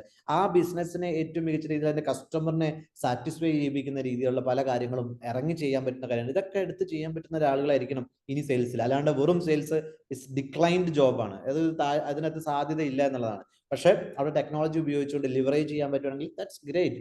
Then data annotator, then closing manager. ഇതെല്ലാം ഈ ക്ലോസിംഗ് മാനേജർ ഹൈ പെയ്ഡ് സാലറിയാണ്. ബിക്കോസ് സെയിൽസ് ക്ലോസ് ചെയ്യാൻ പ്രത്യേക കഴിവാണ്. ബാക്കി അസോസിയേറ്റും എക്സിക്യൂട്ടീവുകളും കൊണ്ടുവരുന്ന സാധനം ക്ലോസ് ചെയ്ത് കൊടുക്കുക great deal.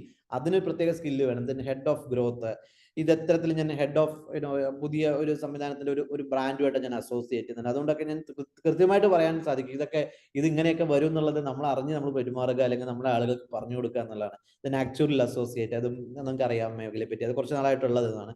Then sales development associate, acquisition associate, demand generation associate, drone pilot, ഏറ്റവും മികച്ച അടുത്തൊരു മേഖല വരാൻ പോവുക.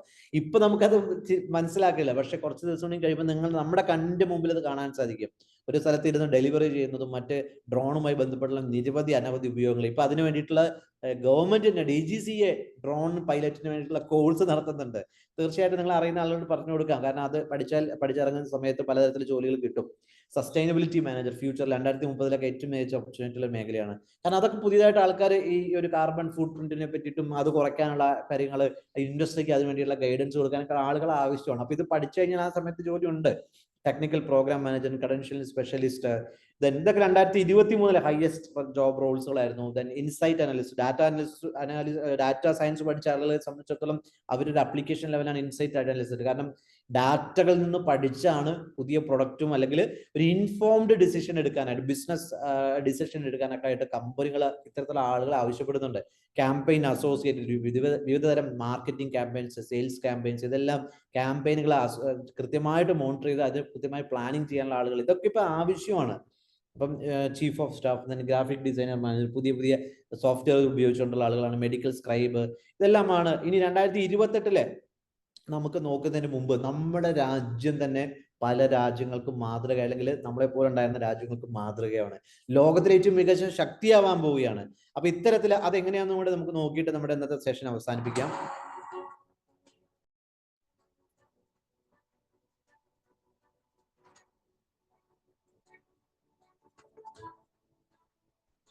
ലോകത്തിലെ ഏറ്റവും വലിയ ഫാസ്റ്റസ്റ്റ് എക്കോണമി ആയിട്ട് നമ്മൾ മാറുകയാണ്. അതാണ് ഏറ്റവും പ്രധാനപ്പെട്ട ഒരു കാര്യം എന്ന് പറഞ്ഞാൽ നമ്മുടെ 25% ഗ്ലോബൽ വർക്ക് ഫോഴ്സ് ഇന്ത്യയിൽ നിന്നാകും എന്ന് പറഞ്ഞാൽ നിങ്ങൾ ഒരു പക്ഷേ വിശ്വസിക്കുമെന്ന് എനിക്കറിയില്ല. കാരണം ലോകത്തിലെ യങ്ങസ്റ്റ് കൺട്രി എന്ന് ഇപ്പം എല്ലാവരും വിളിക്കുന്ന ഏറ്റവും കൂടുതൽ യങ്ങസ്റ്റ് പോപ്പുലേഷൻ ഉള്ള കൺട്രി വേറെ ഏതുമല്ല, നമ്മുടെ രാജ്യമാണ്. അപ്പൊ തീർച്ചയായിട്ടും നമ്മുടെ ഇവിടുത്തെ ആളുകൾ ഏറ്റവും മികച്ച പ്രൊഫഷണലായി മാറേണ്ടത് നമ്മുടെ രാജ്യത്തിന്, നമ്മൾ ഓരോരുത്തരുടെ ഉത്തരവാദിത്വം കൂടിയാണ് പ്രത്യേകം ഓർമ്മിക്കുകയാണ് ഈ ഒരു ഘട്ടത്തിൽ. 2026 ആകുമ്പോഴത്തേക്ക് USD 1 ട്രില്യൺ ഡിജിറ്റൽ എക്കോണമിയാണ്. ലോകത്തിലെ തന്നെ ഏറ്റവും വലിയ ഡിജിറ്റൽ എക്കോണമിയാണ് നമ്മുടെ എന്ന് പറഞ്ഞാൽ നിങ്ങൾ വിശ്വസിക്കുമെന്ന് എനിക്കറിയില്ല. കാരണം നമുക്കറിയാം, ഞാൻ ദുബായിലുള്ള സമയത്ത് പോലും അവർക്കൊക്കെ പറയുമ്പോൾ ഒരു ആശ്ചര്യമാണ്. കാരണം UPI അല്ലെങ്കിൽ ഇത്തരത്തിലുള്ള ഡിജിറ്റൽ പേയ്മെന്റ് എന്ന് പറയുമ്പോൾ പല രാജ്യങ്ങൾക്ക് അറിയില്ല. പല രാജ്യങ്ങളിൽ നിന്ന് ഇന്ത്യയിൽ നിന്ന് ഈ സോഫ്റ്റ്വെയർ അല്ലെങ്കിൽ ടെക്നോളജി എടുക്കുകയാണ്. ഇപ്പൊ UAE ഇത് ഇംപ്ലിമെന്റ് ചെയ്യാൻ വന്നു, ഫ്രാൻസിൽ ഇംപ്ലിമെന്റ് ചെയ്യാൻ വന്നു. നോക്കൂ, നമ്മുടെ രാജ്യത്ത് ഡെവലപ്പ് ചെയ്ത ഒരു ടെക്നോളജി ലോകം മൊത്തം ഏറ്റെടുക്കാൻ പോവുകയാണ്. കാരണം നിമിഷ നേരം കൊണ്ട്, അല്ലെ, ഒരു സെക്കൻഡിൽ 10-1 പോലും വേണ്ട നമ്മുടെ ട്രാൻസാക്ഷൻ കംപ്ലീറ്റ് ചെയ്യാനായിട്ട്. അപ്പൊ ലോകത്തിലെ ഏറ്റവും വലിയ ഡിജിറ്റൽ ട്രാൻസാക്ഷൻ നടക്കുന്ന രാജ്യമാണ് നമ്മുടെ. അഭിമാനിക്കേണ്ടതുണ്ട്. അപ്പൊ ഇത്തരത്തില് ഇതുമായി ബന്ധപ്പെട്ട് നിരവധി ജോബ് റോൾസുകൾ പുതിയതായിട്ട് വരുന്നുണ്ട്. ബാങ്കുമായി ബന്ധപ്പെട്ട്, സൈബർ സെക്യൂരിറ്റിയുമായി ബന്ധപ്പെട്ട്, ഫിൻടെക്കുമായി ബന്ധപ്പെട്ട്, അതിനെപ്പറ്റി ഞാൻ പറയുന്നുണ്ട്. അപ്പൊ ഇത്തരത്തില് നിരവധി അവസരങ്ങൾ ഈ മേഖലയിൽ നിന്നുകൊണ്ട് ഇതിന്റെ ഭാഗമായിട്ടുകൊണ്ട് തന്നെ ഉണ്ട് എന്നുള്ളതാണ്. ഫിൻടെക് ടെക്നോളജിയുമായി ബന്ധപ്പെട്ട 87% നമ്മുടെ രാജ്യമാണ് ഇപ്പം ഏറ്റവും എക്സ്ക്ലൂസീവ് ഉപയോഗിക്കപ്പെടുന്നത്. അതേപോലെ എഡ്ടെക്കുമായി ബന്ധപ്പെട്ട നമുക്കറിയാം, ലോകത്തിൽ തന്നെ മാതൃകയായ എഡ്ടെക് കമ്പനികൾ ഇന്ത്യയിൽ നിന്നാണ് എന്നുള്ളതാണ്. മാത്രമല്ല നമ്മുടെ രാജ്യം മാർച്ച് ചെയ്യുന്നത് അതൊരു ഫാസ്റ്റസ്റ്റ് സ്റ്റാർട്ടപ്പ് എക്കോസിസ്റ്റം അത് നമ്മുടെ രാജ്യത്ത് നിന്നാണ്. കാരണം ഏതൊരു രാജ്യത്തിന്റെയും അടിത്തറ എന്ന് പറയുന്നത് അവിടുത്തെ ബിസിനസ്സാണ്. അപ്പൊ അത്തരത്തിൽ പുതിയ ബിസിനസ്സുകൾ വരാനായിട്ടുള്ള അവസരങ്ങൾ അത് ഉണ്ടാക്കി കൊടുക്കുക എന്ന് പറയുന്നത് ഏറ്റവും കൂടുതൽ ചെയ്യുന്നത് നമ്മുടെ രാജ്യമാണ്. അതിനുള്ള ഒരു പ്രോഗ്രാം തന്നെയുണ്ട് സ്റ്റാർട്ടപ്പ് ഇന്ത്യ എന്ന് പറയുന്നത്. തീർച്ചയായിട്ടും എന്നെ കേൾക്കുന്ന ഈ കൗൺസിലേഴ്സ് ദയവായിട്ട് വിദ്യാർത്ഥികൾക്ക് പറഞ്ഞു കൊടുക്കുക. ഈ മെഡിസിനുമായി ബന്ധപ്പെട്ട കാര്യങ്ങൾ നമ്മൾ നോക്കുമ്പോൾ ലോകത്തിൽ തന്നെ ഏറ്റവും വലിയ ഒരു മെഡിസിനുമായി ബന്ധപ്പെട്ട കാര്യങ്ങളിൽ സപ്ലൈ ചെയ്യുന്ന രാജ്യമായിട്ട് അതുപോലെ 3 വീലർ ട്രാക്ടറിന്റെ ലോകത്തിലെ ഏറ്റവും വലിയ മാനുഫാക്ചർ ആണ്. ഈ മേഖലയിൽ ജോലി ഉണ്ടാവും എന്ന് പറയേണ്ട ആവശ്യമില്ല. അത് 36 2 വീലേഴ്സ് ഇന്ത്യയെ സംബന്ധിച്ചിടത്തോളം ലോകത്തിലെ തന്നെ ഏറ്റവും വലിയ മൊബൈൽ മാനുഫാക്ചറിംഗ് 2ാം സ്ഥാനത്ത് നിൽക്കുന്ന ഒരു കാലത്ത് നമ്മൾ ഇറക്കുമതി ചെയ്തുകൊണ്ടിരുന്ന ആളുകളാണ്. അതേപോലെ ടെക്നോളജിയുമായി ബന്ധപ്പെട്ട് ടെലികോമായി ബന്ധപ്പെട്ട് നമ്മുടെ രാജ്യത്താണ് ഏറ്റവും വില കുറഞ്ഞ ഡാറ്റ അല്ലെങ്കിൽ ഏറ്റവും മികച്ച സ്പീഡിലുള്ള ഡാറ്റ കിട്ടുന്നത്. റിന്യൂവബിൾ എനർജി ഈ മേഖലയിലൊക്കെ വലിയ ഇൻവെസ്റ്റ്മെന്റുകൾ നമ്മുടെ രാജ്യത്ത് വരികയാണ്. നമ്മുടെ ഈ പറഞ്ഞ കാര്യങ്ങളൊക്കെ പിടിച്ചെടുക്കണമെങ്കിൽ നമ്മുടെ വിദ്യാർത്ഥികൾ ഈ കോഴ്സുകൾ ഇതുമായി ബന്ധപ്പെട്ട കാര്യങ്ങൾ പഠിച്ചിരിക്കും. 535 ബില്യൺ USD ഒരു വലുപ്പത്തിലുള്ള ഒരു ഫുഡുമായി ബന്ധപ്പെട്ട ഇൻഡസ്ട്രിയാണ്. ഫുഡ് ആൻഡ് ബിവറേജ് ഇൻഡസ്ട്രി ഇന്ത്യയിൽ പ്രവർത്തിക്കുന്നത്. ഇതുമായി ബന്ധപ്പെട്ട സമസ്ത മേഖലയിലും പുരോഗതിയിൽ നിന്ന് പുരോഗതിയിലേക്ക് പോയിക്കൊണ്ടിരിക്കുകയാണ്. ഓയിൽ റിഫൈനറുമായി ബന്ധപ്പെട്ട ലോകത്തിലെ ഏറ്റവും വലിയ കമ്പനികൾ ഇന്ത്യയിൽ നിന്നാണ് പ്രവർത്തിക്കുന്നത്. അതുപോലെ തന്നെ ഇതിന്റെ കൺസ്യൂമേഴ്സിനെ പറ്റി നിങ്ങൾക്ക് അറിയാം, ഏറ്റവും കൂടുതൽ ഉപയോഗപ്പെടുത്തുന്ന നമ്മുടെ രാജ്യത്തിനകത്ത് അധികം ജനങ്ങളുള്ള രാജ്യങ്ങളില്ല. അപ്പൊ ഇത്തരത്തില് എല്ലാ മേഖലയും കലയും ടൂറിസവുമായി ബന്ധപ്പെട്ട മേഖലകളൊക്കെ നമ്മൾ പുരോഗതിയിൽ നിന്ന് പുരോഗതിയിലേക്ക് വന്നുകൊണ്ടിരിക്കുകയാണ്. ലോകത്തിലെ ഏറ്റവും വലിയ 3rd ലാർജസ്റ്റ് സിവിൽ ഏവിയേഷൻ മാർക്കറ്റാണ് നമ്മളത്. കാരണം നമുക്കറിയാം 70-ൽ നിന്ന് 40-ഓ 49-ൽ നിന്ന് 140 എയർപോർട്ടുകളായിട്ട് ഇന്ന് നിൽക്കുകയാണ് ഇന്ത്യ എന്ന് പറയുന്നത് നമ്മുടെ ഈ മഹാരാജ്യം. കാരണം അവസരങ്ങൾ ആ മേഖലയിൽ ധാരാളം ഇനിയും ഒത്തിരി സ്ഥലങ്ങളിൽ ഇത്തരത്തിലുള്ള എയർപോർട്ടുകൾ വരാൻ പറ്റുന്നു. അപ്പോ തീർച്ചയായിട്ടും നമ്മുടെ രാജ്യം മറ്റു രാജ്യങ്ങൾക്ക് മാത്രമല്ല എല്ലാവർക്കും ഒരു മാതൃകയായിട്ട് നമ്മുടെ ജനങ്ങൾക്ക് ഏറ്റവും മികച്ച അവസരം നൽകുകൊണ്ടിരിക്കുന്ന ഒരു കാലഘട്ടത്തിലൂടെ നമ്മൾ പോയിക്കൊണ്ടിരിക്കുന്നത്. 2047 ആകുമ്പോഴത്തേക്ക് നമ്മുടെ രാജ്യം ഡെവലപ്ഡ് ആയിട്ടുള്ള കൺട്രി ആവാൻ വേണ്ടിയിട്ടുള്ള മാർച്ച് ചെയ്തുകൊണ്ടിരിക്കുക. ആ മേഖലയ്ക്ക് വേണ്ടിയുള്ള ശരിയായ രീതിയിൽ കൃത്യമായ ഗോളുകൾ വെച്ച് നമ്മൾ മുമ്പോട്ട് കൊണ്ടിരിക്കുകയാണ്. 32 ട്രില്യൺ USD വരുന്ന ഒരു സെക്കൻഡ് ലാർജസ്റ്റ് എക്കണോമി ആയിട്ട് നമ്മൾ മാറാൻ പോവുകയാണ്. സമസ്ത മേഖലയിലും അതിന്റെ പുരോഗതി കാണും. പെർ ക്യാപിറ്റ ഇൻകം എടുത്ത് നോക്കുകയാണെങ്കിൽ മാനുഫാക്ചറിങ് മേഖലയിൽ 15 മടങ്ങാണ് വർദ്ധിക്കാൻ പോകുന്നത്. അതിൽ നിന്നും മാത്രം 6 ട്രില്യൺ USD ആണ് ഇന്ത്യ പ്രതീക്ഷിക്കുന്നത്. അപ്പൊ നിങ്ങൾക്ക് അറിയാം എത്രമാത്രം ആളുകൾക്ക് മാനുഫാക്ചറിങ് ജോബ്, അതിനെന്ത് പഠിക്കണം? മെക്കാനിക്കൽ എഞ്ചിനീയറിംഗ് എടുത്ത് പഠിക്കണം. അതിന്റെ ഓട്ടോമേഷനോ അല്ലാന്നുണ്ടെങ്കിൽ ഇതുമായി ബന്ധപ്പെട്ടിട്ടുള്ള മാനുഫാക്ചറിംഗിൽ വരുന്ന ഏറ്റവും പുതിയ ടെക്നോളജികൾ പഠിക്കേണ്ടതുണ്ട്. ഇത് പഠിച്ചു കഴിഞ്ഞാൽ 100% ഏറ്റവും ഹയസ്റ്റ് സാലറി ഏതാണ്ട് US കിട്ടുന്ന സാലറിയുടെ അടുപ്പിച്ച് കിട്ടാനുള്ള എന്ന് വെച്ചാൽ ഒരു മാസം തന്നെ 3-4 ലക്ഷം രൂപ കിട്ടാനുള്ള അവസരമുണ്ട്. നിങ്ങൾക്ക് അറിയാം നമ്മുടെ രാജ്യത്ത് തന്നെയാണ് IT പ്രൊഫഷണൽസ് വർക്ക് ചെയ്യുന്നത് അല്ലെ. അവർ വർക്ക് ചെയ്യുന്ന ആളുകൾക്ക് ഏതാണ്ട് 1 ലക്ഷത്തിൽ കുറഞ്ഞ നല്ലൊരു സ്റ്റാഫിന് സാലറി ഉണ്ടെന്നുള്ളതാണ്. ചുരുങ്ങിയത് 2-3 ലക്ഷം വരെ വാങ്ങിക്കുന്ന ആളുകളുണ്ട്.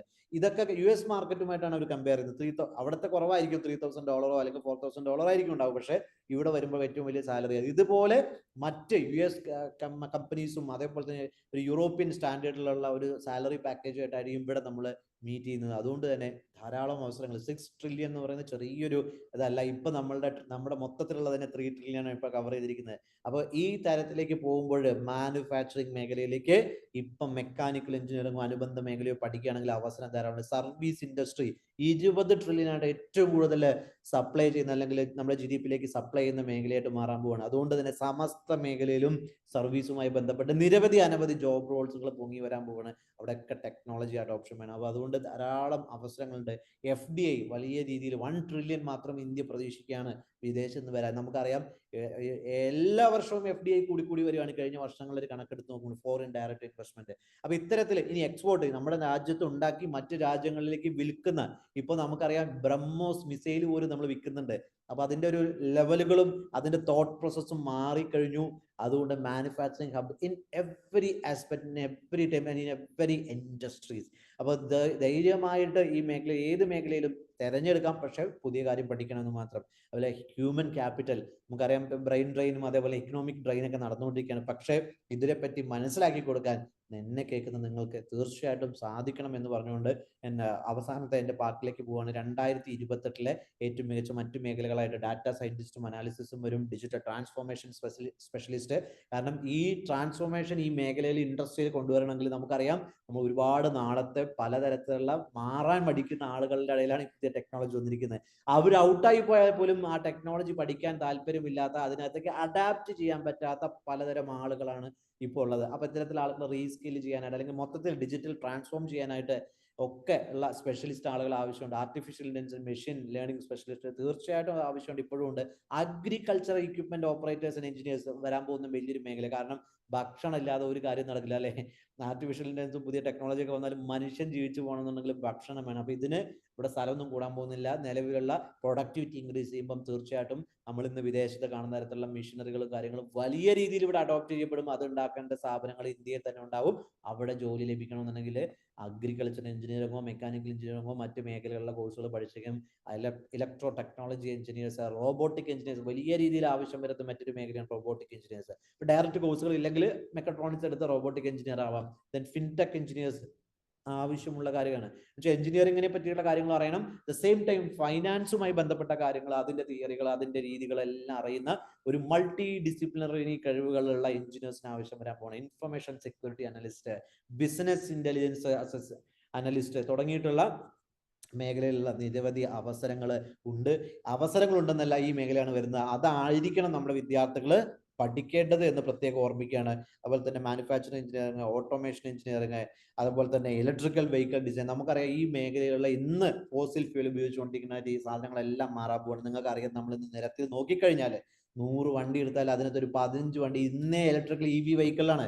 അപ്പൊ തീർച്ചയായിട്ടും ഇത് തന്നെയാണ് ഫ്യൂച്ചർ. അപ്പൊ അതുമായി ബന്ധപ്പെട്ട കമ്പനികൾ അല്ലെങ്കിൽ അതുമായി ബന്ധപ്പെട്ട സ്ഥാപനങ്ങളായിരിക്കും ഇനി ഫ്യൂച്ചറിൽ ഉണ്ടാവുക. അതിന്റെയൊക്കെ മെക്കാനിക്കലും റിപ്പയറിങ്ങും അതിന്റെ കമ്പനികളും അതിന്റെ അനുബന്ധപ്പെട്ട മറ്റ് മാനുഫാക്ചറിങ് കമ്പനികളും അതിന് സപ്പോർട്ട് ചെയ്യാനുള്ള മേഖലകളും ആണ് ഇനി ഉണ്ടാവുക എന്നത് തീർച്ചയായിട്ടും നിങ്ങൾ ഓർമ്മിക്കുകയാണ്.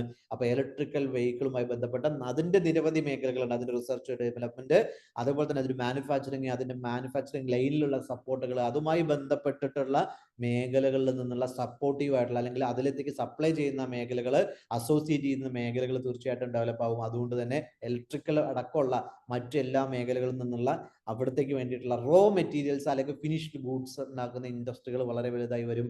അത് തീർച്ചയായിട്ടും അവസരമുണ്ട്. റിന്യൂവബിൾ എനർജി എഞ്ചിനീയറിംഗ് നമുക്കറിയാം, നമ്മൾ പലതരത്തിൽ ഈ പറഞ്ഞ ഫോസിൽ ഫ്യൂലിനെ നമ്മൾ ഒഴിവാക്കാൻ വേണ്ടി ശ്രമിക്കാൻ, കാർബൺ ഫുട് പ്രിന്റ് അടക്കമുള്ള കാര്യങ്ങൾ കുറയ്ക്കാൻ വേണ്ടി പോവാണ്. അപ്പം ആരെയാണ് നമ്മൾ ഡിപ്പെൻഡ് ചെയ്യുന്നത്? റിന്യൂവബിൾ എനർജി ആയിട്ടാണ്.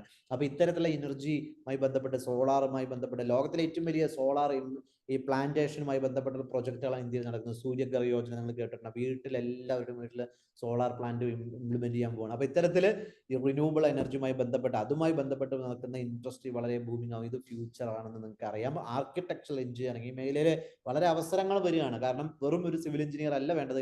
എന്നറിയാം, നിങ്ങളൊക്കെ വീടോ അല്ലെങ്കിൽ വെക്കുന്ന സമയത്ത് ബ്യൂട്ടി അല്ലെങ്കിൽ അതിന്റെ ഒരു എസ്തെറ്റിക്സ് അല്ലെ ഒരു ഭംഗി തീർച്ചയായിട്ടും നിങ്ങൾ ഓരോരുത്തരും നോക്കാറുണ്ട്. പണ്ടത്തെ പോലെ എന്തെങ്കിലും വീട് വെച്ച് പോകല്ല ചെയ്യാറ്. അപ്പൊ ഇങ്ങനെ എല്ലാ പാലം പണിക്കാണെങ്കിൽ പോലും മെട്രോ പില്ലർ പോലും എന്ത് ഭംഗിയാകണം അല്ലെ. അപ്പൊ ഇത്തരത്തിൽ ആർക്കിടെക്ചറൽ എഞ്ചിനീയറിംഗ്, അതായത് ഒരു ആർക്കിടെക്ചർ അറിയുന്ന എഞ്ചിനീയർ, സിവിൽ എഞ്ചിനീയർ ആയിട്ട് മാറുന്ന ആളുകൾ ആവശ്യമുണ്ട്. അർബനൈസേഷൻ ലോകത്തിലെ ഏറ്റവും വലിയ രീതിയിൽ നടക്കുന്ന രാജ്യം നമ്മളതാണെന്ന് പ്രത്യേകം ഞാൻ ഓർമ്മിക്കുകയാണ്. അപ്പൊ ഇത്തരത്തില് ആ മേഖല കൺസ്ട്രക്ഷൻ എഞ്ചിനീയറിംഗിന്റെ മേഖലയിൽ ധാരാളം അവസരങ്ങളുണ്ട്. അപ്പൊ ചുരുക്കി പറഞ്ഞാൽ ഇതുപോലെ അവസരങ്ങളുടെ പെരുമഴക്കാലമാണ് അപ്പൊ വരുന്നത്. അപ്പൊ ഓരോ കോഴ്സുമായി ബന്ധപ്പെട്ടും നിങ്ങൾ തീർച്ചയായിട്ടും അറിഞ്ഞിരിക്കണം. നമ്മളെ വിദ്യാർത്ഥികളെ സംബന്ധിച്ചിടത്തോളം ഇതുമായി ബന്ധപ്പെട്ട നല്ല ഐഡിയ വേണം. എന്തു പഠിക്കുകയാണെങ്കിലും ഫ്യൂച്ചറിസ്റ്റിക് ആയിട്ട് പഠിക്കാൻ പറയാം. നാട്ടിൽ എന്തെങ്കിലും കോഴ്സ് കിട്ടിയത് ചേർന്നു പക്ഷെ പഠിക്കാൻ അവസരമില്ല എന്ന് പറയാൻ പറ്റില്ല. ഇന്ന് ഇതൊരു ആഗോള ഗ്രാമമാണ്, ഗ്ലോബൽ വില്ലേജ് ആണ്. എന്നെ കേൾക്കുന്ന, ഞാൻ ഇന്ന് എറണാകുളത്തിൽ നിന്ന് നിങ്ങളോട് സംസാരിക്കുന്നു, പലരും പല ദിക്കുന്നതായിരിക്കും കേൾക്കുന്നത്. ഇന്ന് ഹവാർഡ് യൂണിവേഴ്സിറ്റി അടക്കമുള്ള ഇന്ത്യയിലെ IITയും IIM അടക്കമുള്ള വലിയ വലിയ സ്ഥാപനങ്ങളുടെ കോഴ്സുകൾ വീട്ടിൽ നിന്ന് പഠിക്കാൻ അവസരം കിട്ടുന്ന ഈ കാലഘട്ടത്തിൽ നമ്മൾ ഒരു പഠിക്കാൻ അവസരം കിട്ടിയില്ല എന്ന് പറയുന്നത് വെറും ശുദ്ധ മണ്ടത്തരമാണ്. അപ്പൊ പഠിക്കണം എന്നൊരാശ, അതുപോലെ തന്നെ ഫ്യൂച്ചറിൽ നടക്കുന്ന കാര്യങ്ങളെ പറ്റിയുള്ള ഒരു അവബോധം അത് കൊടുക്കാൻ നിങ്ങൾക്ക് എല്ലാവർക്കും സാധിക്കട്ടെ. അങ്ങനെ കൊടുത്തു കഴിഞ്ഞാൽ അവർക്ക് അവരുടെ വിരൽ തുമ്പിൽ നിന്ന് artificial intelligence, cloud computing, cyber security അടക്കമുള്ള നിരവധി കോഴ്സുകൾ ഡിജിറ്റൽ ഇന്ത്യയുടെ ഭാഗമായിട്ട് 22,000 കോടി രൂപ ഇൻവെസ്റ്റ് ചെയ്തുകൊണ്ട് ഗവൺമെന്റ് നമുക്ക് ഫ്രീ ആയിട്ട് നൽകുന്ന സ്വയം ആപ്പിനെ പറ്റി ഞാൻ വീഡിയോ ചെയ്തിട്ടുണ്ട്. നിങ്ങൾക്ക് കാണാം. 2000-ൽ പരം കോഴ്സുകൾ കോഴ്സുകൾ അത് പഠിക്കാൻ പറ്റും. അപ്പൊ ഞാനിപ്പോൾ ആവശ്യം കേരളത്തിലെ ഏറ്റവും മികച്ച എഞ്ചിനീയറിംഗ് കോളേജായിട്ടുള്ള നെഹ്റു ഗ്രൂപ്പ് ഓഫ് ഇൻസ്റ്റിറ്റ്യൂഷന്റെ കോളേജിൽ ഓട്ടോമേഷൻ അടക്കമുള്ള നേരത്തെ നിങ്ങൾക്ക് കാണിച്ചു തന്ന എല്ലാ കോഴ്സുകളും 2028 വേണ്ടിയിട്ട് വിദ്യാർത്ഥികളെ പ്രിപ്പയർ ചെയ്യാൻ വേണ്ടിയിട്ട് സകല യൂണിവേഴ്സിറ്റി സിലബസും കസ്റ്റമൈസ് ചെയ്തിട്ട് പഠിപ്പിക്കാനായിട്ട് ഒരു അവസരം കിട്ടിയിരിക്കുകയാണ്. അപ്പൊ ഇത്തരത്തിൽ ഒരു IIT ലെവലിൽ ഇതേപോലെ ഫ്രീഡം, അക്കാദമിക് ഫ്രീഡം ഉള്ളതുകൊണ്ട് ഒരു IIT ലെവലിൽ പഠിപ്പിക്കാൻ വേണ്ടി നമ്മളിപ്പം പ്ലാൻ ചെയ്ത് അതിന്റെ കാര്യങ്ങൾ കേരളത്തിൽ ആദ്യമായിട്ട് ചെയ്തുകൊണ്ടിരിക്കുകയാണ്. അപ്പൊ ഈ കാര്യങ്ങളെല്ലാം ഉൾപ്പെടുത്തിക്കൊണ്ടാണ് ഞാൻ ഈ കാര്യങ്ങൾ ചെയ്യുന്നത് അല്ലെങ്കിൽ ഹെഡ് ചെയ്യുന്നത് എന്നുള്ള പ്രത്യേകം ഓർമ്മിച്ചുകൊണ്ട് ഇന്നത്തെ സെഷൻ ഞാൻ ഇവിടെ നിർത്തുകയാണ്. വളരെയധികം തിരക്കുകളുണ്ട്. നീറ്റിന്റെ റിസൾട്ട് വന്നതുകൊണ്ട് കേരളത്തിലെ അറിയപ്പെടുന്ന ഒരു നീറ്റിന്റെ ഒരു ഗൈഡൻസ് എക്സ്പേർട്ട് എന്നുള്ള നിലയ്ക്ക് ഒരുപാട് വിദ്യാർത്ഥികൾ നമ്മൾ ഫോളോ ചെയ്യേണ്ട ഏതാണ്ട് ഇന്നലെ വീഡിയോ തന്നെ 5000-ൽ പരം ആളുകൾ കണ്ടുവരുന്നു. അതിന്റെയും അതുപോലെ നമ്മളെ ഡിപ്പെൻഡ് ചെയ്യുന്ന ഒരുപാട് ആളുകളുണ്ട്. ഇവർക്കൊക്കെ ഒരു 15 മിനിറ്റ് സമയം കൊടുത്ത് ഇങ്ങനെ വന്നുകൊണ്ടിരിക്കുകയാണ്. അപ്പോഴാണ് നമ്മുടെ ഉറവ്, കാരണം നമ്മൾ പ്രതീക്ഷിക്കാത്ത സമയത്താണ് ഇതിനകത്ത് ഉണ്ടായിരുന്നത്. അപ്പൊ എന്തായാലും നിങ്ങൾക്ക് ഇതുമായി ബന്ധപ്പെട്ട എന്തെങ്കിലും ഡൗട്ടുകൾ ഉണ്ടെങ്കിൽ ഏറ്റവും കുറഞ്ഞ സമയത്ത് ചോദിക്കാം. ഈ സമയം പോരാ, ഇത് ഏതാണ്ട് ഒരു ദിവസമൊക്കെ സംസാരിക്കാനുള്ള വിഷയമാണ്. ഞാൻ വളരെ കാച്ചിക്കുറുക്കി പറഞ്ഞു എന്നേ ഉള്ളൂ. അപ്പൊ നിങ്ങൾക്ക് എല്ലാവർക്കും എന്നെ കേട്ടിരുന്ന നന്ദി, നമസ്കാരം. Thank you very much. എന്തെങ്കിലും ക്വസ്റ്റ്യൻസ് ഉണ്ടെങ്കിൽ I will be available for another 4 minutes. Okay, thank you very much. Thank you, sir. It's really interesting topic and you presented very energetically. Thank you so much. This is really an informative session. But we look forward more sessions to update ourselves. Sir, എനിക്ക് തന്നെ ഒരു question ഉണ്ട്, ഞാൻ ചോദിക്കണം. First Q&A സെഷനില് finance ഫീൽഡില് what is the finance ഫീൽഡില് already ഒരു ജോലിയിലുള്ള ആളാണെങ്കിൽ how can we update ourselves? Very good, ma'am. Thank you for the question, ma'am. Very good question, because declining ജോബുകളിൽ ഏറ്റവും കൂടുതൽ അഫക്റ്റ് ചെയ്യുന്ന, ഡിക്ലൈൻഡ് ആയിട്ട് പോകുന്ന ജോബുകൾ വരുന്നത് ഫൈനാൻസ് മേഖലയിൽ, പ്രത്യേകിച്ച് അക്കൗണ്ടിങ്ങുമായി ബന്ധപ്പെട്ട മേഖലകളിൽ നിന്നാണെന്ന് ഞാൻ പറയാതെ എനിക്കറിയാം. കാരണം സോഫ്റ്റ്വെയറുകളുടെ ഇംപ്ലിമെന്റേഷൻ വലിയ തോതിൽ ആൾറെഡി നടന്നു കഴിഞ്ഞൊരു മേഖലയാണ്. അപ്പം ഇത്തരത്തിൽ കമ്പനികൾ അവർ ഉപയോഗിക്കപ്പെടുന്ന സോഫ്റ്റ്വെയറുകൾ പഠിക്കുക, അത് കൃത്യമായിട്ട് ഉപയോഗിക്കാൻ പഠിക്കുക എന്ന് മാത്രമാണ് ചുരുക്കി പറഞ്ഞാൽ ഈ പറഞ്ഞ അക്കൗണ്ടിങ്ങും ഫൈനാൻസുമായി ബന്ധപ്പെട്ട ആളുകളെ പറ്റി പറയാനുള്ളത്. കാരണം ഇതെല്ലാം തന്നെ ഇന്ന് കമ്പ്യൂട്ടർ ചെയ്യുന്നുണ്ട്. നമുക്ക് ഏത് മോഡൽ, ഏത് ഫൈനാൻസ് മോഡൽ വേണം, ഏത് തിയറി ബേസ് ചെയ്തിട്ടുള്ള റിസൾട്ട് വേണം എന്നുള്ളത് നമ്മുടെ വിരലിൻ തുമ്പിൽ ചമർത്തി കഴിഞ്ഞാൽ തന്നെ കിട്ടും. അപ്പോൾ കൃത്യമായിട്ട് സോഫ്റ്റ്വെയറുകൾ ഉപയോഗിക്കാൻ പഠിക്കുക. നിരവധി സോഫ്റ്റ്വെയറുകൾ ഉണ്ട്. അപ്പോൾ കമ്പനികൾ ലോകത്തിൽ ഏറ്റവും കൂടുതൽ ഉപയോഗിക്കുന്ന സാപ്പ് പോലുള്ള സോഫ്റ്റ്വെയറുകൾ, അതല്ലെങ്കിൽ നമുക്ക് അടുത്ത് തന്നെ നമ്മുടെ രാജ്യത്ത് തന്നെ ഉണ്ടാക്കിയെടുത്തിരിക്കുന്ന വലിയൊരു സോഹോ എന്ന് പറഞ്ഞിട്ടുള്ള ഒരു സോഫ്റ്റ്വെയർ ഉണ്ട്. ഇങ്ങനെയൊക്കെയുള്ള സോഫ്റ്റ്വെയർ രാജ്യത്തും അല്ലെങ്കിൽ വിദേശത്തൊക്കെ പഠിപ്പിക്കുന്ന സോഫ്റ്റ്വെയറുകൾ പഠിക്കുക. രണ്ടാമത്തെ കാര്യം എന്ന് പറഞ്ഞു കഴിഞ്ഞാൽ ഗ്ലോബലി അക്രഡിറ്റഡ് ആയിട്ടുള്ള ചില പ്ലാറ്റ്ഫോമുകൾ നടത്തുന്ന ചില പ്രോഗ്രാമുകളുണ്ട്. എന്ന് വെച്ചാൽ ACCA പോലുള്ള, അത് നിരവധി മേഖലയുണ്ട്. ഞാനിപ്പോൾ ഒരു CA ബന്ധപ്പെട്ടതിലേക്ക് മാറിപ്പോയെന്ന് മാത്രം. അപ്പോൾ ഇത്തരത്തിലുള്ള CA ബന്ധപ്പെട്ടിട്ട് നിരവധി ജോലികൾ അല്ലെങ്കിൽ അതിന് പഠിപ്പിക്കുന്ന തരത്തിലുള്ള അത്തരം സർട്ടിഫിക്കേഷൻ നടത്തുന്ന ആ ACCA പോലുള്ള നിരവധി മേഖലകളുണ്ട്. അവരുടെ കോഴ്സ് പഠിക്കുകയാണെങ്കിൽ അവർ ഈ പറഞ്ഞ ENY പോലെയൊക്കെയുള്ള വലിയ വലിയ കമ്പനികൾക്ക് റിക്രൂട്ട്മെന്റിന് സമയത്ത് ഈ ഒരു സർട്ടിഫിക്കറ്റ് അവരുടെ എലിജിബിലിറ്റി എടുക്കുന്നുണ്ട്. അപ്പോൾ തീർച്ചയായിട്ടും ഇത്തരത്തിലുള്ള ടെക്നോളജി ഉപയോഗിക്കാൻ പഠിക്കുക എന്ന് മാത്രമാണ് ചുരുക്കി പറഞ്ഞു കഴിഞ്ഞാൽ അതിനെപ്പറ്റി പറയാനുള്ളത്. ഓക്കെ, അപ്പോൾ കമ്പനികൾ ആവശ്യപ്പെടുന്ന ടെക്നോളജികൾ നമ്മൾ പഠിക്കുക, അപ്സ്കിൽ അതൊന്ന് റീസ്കിൽ ചെയ്തെടുക്കുക, പഠിക്കുക, അത്ര മാത്രമാണ് ചുരുക്കി പറഞ്ഞു കഴിഞ്ഞാൽ. ഓക്കെ, ക്ലിയർ ആയി എന്ന് പ്രതീക്ഷിക്കുന്നു. Thank you. അത് ഒരുപാട് പറയാനുണ്ട് ആക്ച്വലി ആ മേഖലയെ പറ്റിയിട്ട്. അത് ഒരുപാട് പറയാനുണ്ട്. കാരണം ഞാൻ ചുരുക്കി പറഞ്ഞു എന്ന് മാത്രം. ഫിൻടെക്കിലേക്ക് മാറാം. ഇവരെല്ലാം തന്നെ ഇപ്പൊ പല ആളുകളും ഈ മേഖലയിൽ ജോബ് ത്രെട്ട് നേരിട്ടുകൊണ്ടിരിക്കുകയാണ്. അപ്പൊ അവരോടുള്ള എൻ്റെ അഡ്വൈസ് എന്ന് പറയുന്നത്, നിങ്ങൾ റീസ്കില്ല് ചെയ്യുക, റീലേൺ ചെയ്യുക, പുതിയ കാര്യങ്ങളിലേക്കൊന്ന് മാറ്റി പിടിക്കുക, സോഫ്റ്റ്വെയറിലേക്കൊന്ന് പഠിക്കുക, മാറുക എന്ന് മാത്രം. കാരണം ഈ പറഞ്ഞ പോലെ ആ സോഫ്റ്റ്വെയർ ഉപയോഗിക്കാൻ അറിയുന്ന ആളുകളെ ഇപ്പൊ ആവശ്യമുണ്ട്. ഇപ്പൊ സാപ്പിൽ നിങ്ങൾ എക്സ്പീരിയൻസ് ചെയ്യുകയാണെങ്കിൽ നല്ല കമ്പനികളിൽ ജോലി കയറാൻ പറ്റും. പിന്നെ ഇത്തരം ആളുകൾക്ക് തീർച്ചയായിട്ടും അവര് കുറച്ച് അഡീഷണൽ സ്കില്ലിംഗ് കൂടെ ചെയ്യുക. ഒന്ന് ലീഡർഷിപ്പിന്റെ കാര്യങ്ങളും കൂടെ നോക്കുക, അല്ലെങ്കിൽ അവർക്ക് ഒരു ഡിസ്റ്റിങ്ക്ട് ഫോർട്ടെ അല്ലെങ്കിൽ അവരുടെ ശക്തി കേന്ദ്രത്തിലുള്ള എന്തെങ്കിലും കാര്യത്തിൽ കൂടെ ഒന്ന് അഡീഷണൽ ആയിട്ട് പഠിച്ചു കഴിഞ്ഞാൽ അങ്ങനെ ഒരു ഹ്യൂമൻ എലമെന്റ് വരുന്ന ഒരു കാര്യം കൂടെ പഠിക്കുക എന്നും കൂടെ ഓർമ്മിക്കുകയാണ്. അതെല്ലാവർക്കും പറ്റുമോ അറിയില്ല. പറ്റുന്നവർ തീർച്ചയായിട്ടും ചെയ്യുകയാണെങ്കിൽ ചെറിയ ലീഡർഷിപ്പ് റോളുകളിലേക്കെങ്കിലും മാറുകയാണെങ്കിൽ അവരവരുടെ ആ ഒരു ഇത് ഉറപ്പിക്കാൻ അവിടെ പറ്റും. Okay, thank you very much for the question. Manoj എന്തെങ്കിലും ചോദിക്കുകയാണെങ്കിൽ ലിമിറ്റഡ് ടൈമിൽ വേഗം തന്നെ ചോദിക്കാവുന്നതാണ്. സാറേ, ഞാനൊരു കാര്യം ചോദിക്കാൻ വേണ്ടിട്ടായിരുന്നു. നമ്മളെ സ്മാർട്ട് മൊബിലിറ്റി എന്നിട്ടൊരു പ്രോഗ്രാം വരുന്നില്ലേ?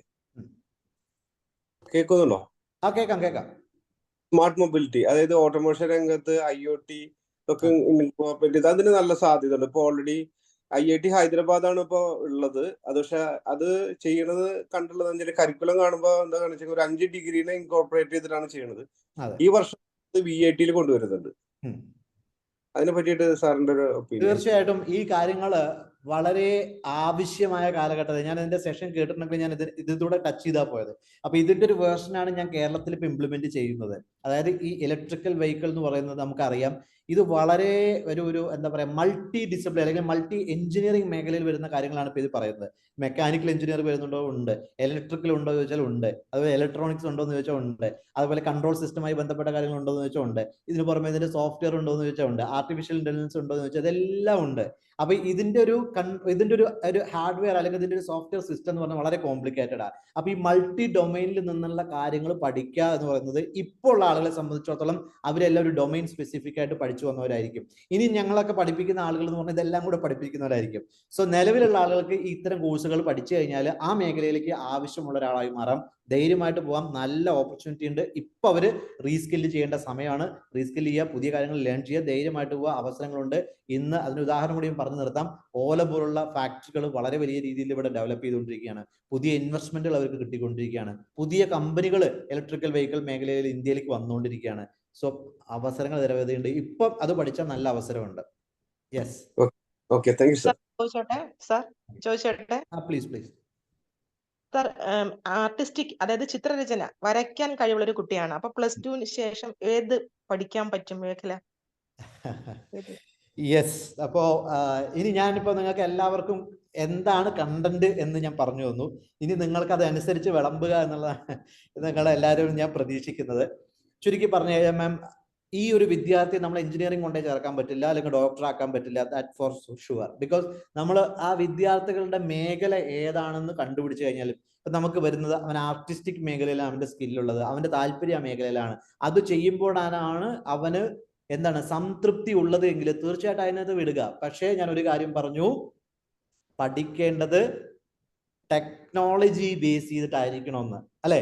അപ്പൊ ഇന്ന് ടെക്നോളജി ഉപയോഗിക്കുന്നത് എന്താ? ഇന്ന് ആർട്ടിസ്റ്റിക്കിന്റെ മേഖലയിൽ ടെക്നോളജി എക്സ്റ്റെൻസീവ്ലി ഉപയോഗിച്ചുകൊണ്ടിരിക്കുകയാണ്. ഇന്നിപ്പോ നമ്മൾ കണ്ടുകൊണ്ടിരിക്കുന്ന ഈ സോഫ്റ്റ്വെയർ പോലും ഒരു കലാകാരന്റെ ചിന്തയിൽ വന്നതാണെന്ന് പറഞ്ഞാൽ നിങ്ങൾ വിശ്വസിക്കുമോ? ഇന്ന് നമ്മൾ ഇത്രയും സുഖകരമായിട്ട് ഇത് കണ്ടുകൊണ്ടിരിക്കുന്ന എന്നെ നിങ്ങളുടെ സ്ക്രീനിൽ കാണുന്നുണ്ട്. നിങ്ങളെല്ലാം എന്റെ മുമ്പിൽ ടൈലുകളായിട്ട് ഇങ്ങനെ കിടക്കുക. ഇതൊരു ആർട്ടിസ്റ്റിക്കിന്റെ ചിന്തയാണ്. ഇതിന് ടെക്നോളജി ഇംപ്ലിമെന്റ് ചെയ്യണം. പുതിയ ഫോട്ടോഷോപ്പിനെ പറ്റി നിങ്ങൾക്ക് അറിയാം. പ്രോംപ്റ്റ് കൊടുത്താൽ അവിടെ ഡിസൈൻ വരികയാണ്. അപ്പൊ പ്രോംപ്റ്റ് ചെയ്യാൻ അറിയുന്നവനായിരിക്കണം ആർട്ടിസ്റ്റിക്. അപ്പൊ സാധാരണ ഒരു മനുഷ്യനെക്കാട്ടി തലയുള്ള ആർട്ടിസ്റ്റിക് ആയിട്ടുള്ള ഇൻട്രസ്റ്റ് ഉള്ള ഒരു മനുഷ്യനെ കൃത്യമായിട്ട് പ്രോംപ്റ്റ് ചെയ്യാൻ പറ്റും. Right or not ma'am? Yes. അപ്പൊ ഇവൻ ടെക്നോളജിയിൽ നിന്നുകൊണ്ട് വേണം എന്ത് പഠിക്കാൻ? അവൻ ആ മേഖല തിരഞ്ഞെടുത്ത് അവൻ മുമ്പോട്ട് പോകാൻ. അപ്പൊ ചുരുക്കി പറഞ്ഞാൽ സെഷൻ ടൈം ആയില്ലേ? ഓക്കെ. അപ്പൊ ചുരുക്കി പറഞ്ഞു കഴിഞ്ഞാൽ നമ്മൾ പഠിക്കുമ്പോൾ ഈ ടെക്നോളജികൾ AI ബേസ്ഡ് ടെക്നോളജി ഉപയോഗിക്കാൻ പഠിക്കണം. അവൻ എന്ത് മേഖലയിലാണ് വരയ്ക്കാൻ പോകുന്നത് നോക്കണം. അങ്ങനെയാണെങ്കിൽ അതിന് ഏറ്റവും മികച്ച വാല്യൂ കിട്ടുന്ന മേഖലയും കൂടി തിരഞ്ഞെടുക്കുക. അപ്പം വെറും വര എന്ന് പറയുന്ന അപ്പുറത്തേക്ക് ആ കുട്ടിയെ ശരിക്കും നമ്മളൊന്ന് പഠിച്ചു കഴിഞ്ഞാൽ അവൻ IQ ഉള്ളവനാണ്, കഴിവുള്ളവനാണെങ്കിൽ അവനെ പ്രൊഡക്റ്റ് ഡിസൈനിങ്ങിലേക്ക് പറഞ്ഞു വിടണം. വെറും വരയ്ക്കലും പറയിക്കലല്ല പറഞ്ഞു വിടണ്ടേ. അവന്റെ കഴിവിനനുസരിച്ച് താല്പര്യവും നോക്കണം, കഴിവും നോക്കണം. ഈ രണ്ട് സാധനം ഉണ്ടെന്നുണ്ടെങ്കിൽ ആ കഴിവിനനുസരിച്ചുള്ള മേഖലയ്ക്ക് പറഞ്ഞു വിടണം. കാരണം തൃപ്തിയൊക്കെ ഓരോ മനുഷ്യർക്കും ഓരോ രീതിയിലാണ്. പക്ഷെ കഴിവ് എന്ന് പറയുന്നത് എല്ലാവർക്കും ഒരുപോലെ ആയിക്കൊള്ളുന്നില്ല. ചിലപ്പം ആപ്റ്റിറ്റ്യൂഡ് നമ്മൾ ഉണ്ടായിക്കൊള്ളുന്നില്ല. അപ്പൊ നല്ല കഴിവുണ്ട്, അനലിറ്റിക്കൽ സ്കില്ലുണ്ട്, നല്ല IQ ഉണ്ട്, കാര്യങ്ങൾ കണ്ടാൽ പെട്ടെന്ന് മനസ്സിലാക്കാൻ പറ്റുന്ന ആളാണ്. ഇതിനൊക്കെ പുറമെ ചിത്രം വരയ്ക്കാൻ മിടുക്കനാണെന്നുണ്ടെങ്കിൽ അവൻ പോകേണ്ടത് എവിടേക്കാ? അവനൊരു പ്രോഡക്റ്റ് ഡിസൈനർ ആവണം. അപ്പൊ അവന് ആ പൈസക്ക് മൂല്യമുണ്ടാക്കാം. അല്ലെങ്കിൽ വെറും വരയ്ക്കാനാണെങ്കിൽ 1000 ആളുകൾ ഉണ്ടാവും. അപ്പൊ ഇത്രയും സ്കില്ലും ഈ വരയുടെ സ്കില്ലുള്ള ആളവനാണെങ്കിൽ അവൻ ഡിസൈനർ ആവണം. എന്ത് ഡിസൈനർ ആവണം? പ്രൊഡക്റ്റ് ഡിസൈനർ ആവണം. അല്ലെങ്കിൽ ആ മേഖല ഏത് മേഖലയിലാണോ ഡിസൈനിങ് താല്പര്യം ഉണ്ടെങ്കിൽ ആ മേഖലയിൽ ഡിസൈനർ ആവണം. വേണോ വേണ്ടയോ? എന്നാൽ 10 കാശ് ഉണ്ടാക്കാം. ഇല്ലെങ്കിൽ 2 paid ജോലിയിലേക്ക് പോകാനും സ്ട്രഗിൾ ചെയ്യുന്ന ഒരാളായിട്ട് മാറുകയും ചെയ്യും. Thank you very much for good question. Thank you ma'am. Okay, one more question please. Thank you very much. Yeah. Yes. വളരെ നല്ല സെഷൻ ആയിരുന്നു അല്ലേ? അതെ, വളരെ നമുക്ക് ഇപ്പോഴത്തെ ഒരു കാലഘട്ടത്തിൽ പല പാരന്റ്സും ഒരുപാട് ടെൻഷനാണ്. എന്ത് കൊടുക്കണം, +2 കഴിഞ്ഞു ഇനി എന്ത് ചെയ്യണം എന്നുള്ള ഒരു ചിന്തയിൽ നിൽക്കുമ്പോൾ അവർക്കൊരു വ്യക്തത കിട്ടാനായിട്ട് ഈ ക്ലാസ് വളരെ ഉപകരിച്ചിട്ടുണ്ട്. കയറാൻ പറ്റാത്തവർ നിർഭാഗ്യവും മാത്രമേ പറയാനുള്ളൂ.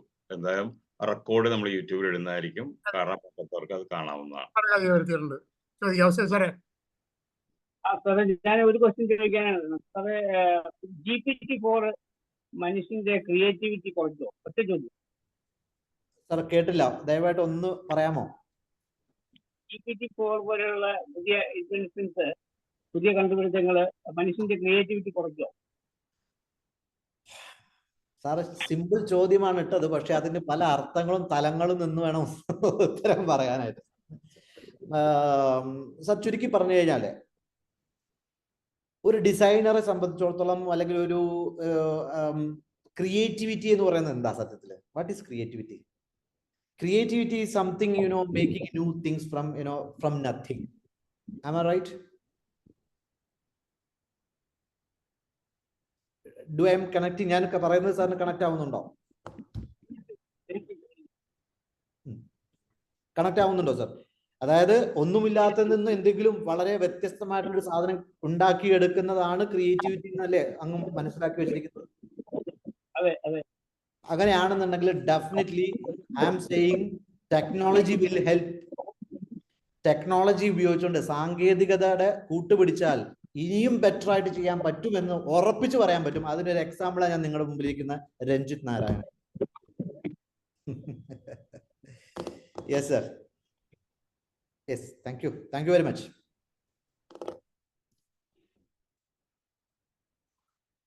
ഇല്ലെങ്കിൽ നിർത്താം അല്ലേ?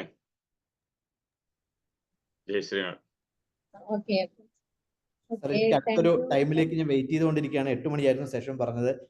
With all your permission may I take leave. Thank you very much. Thank you. Voter thanks കേൾക്കാൻ നിൽക്കുന്നുണ്ടോ? കണ്ടിന്യൂ ചെയ്തോളൂ, ഞാൻ പെട്ടെന്ന് അടുത്ത സെഷനിലേക്ക് കയറാം. You may continue sir. Thank you for a wonderful session, sir. And thank you for Padayati for welcome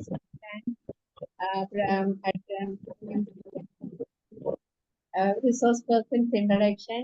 Thank you, Joseph sir, for presidential address, and thank you all for those who made the session a valuable session. Thank you all. Yes, അങ്ങനെ ഒരു ബുധനാഴ്ചയും കഴിഞ്ഞു അല്ലേ? Recording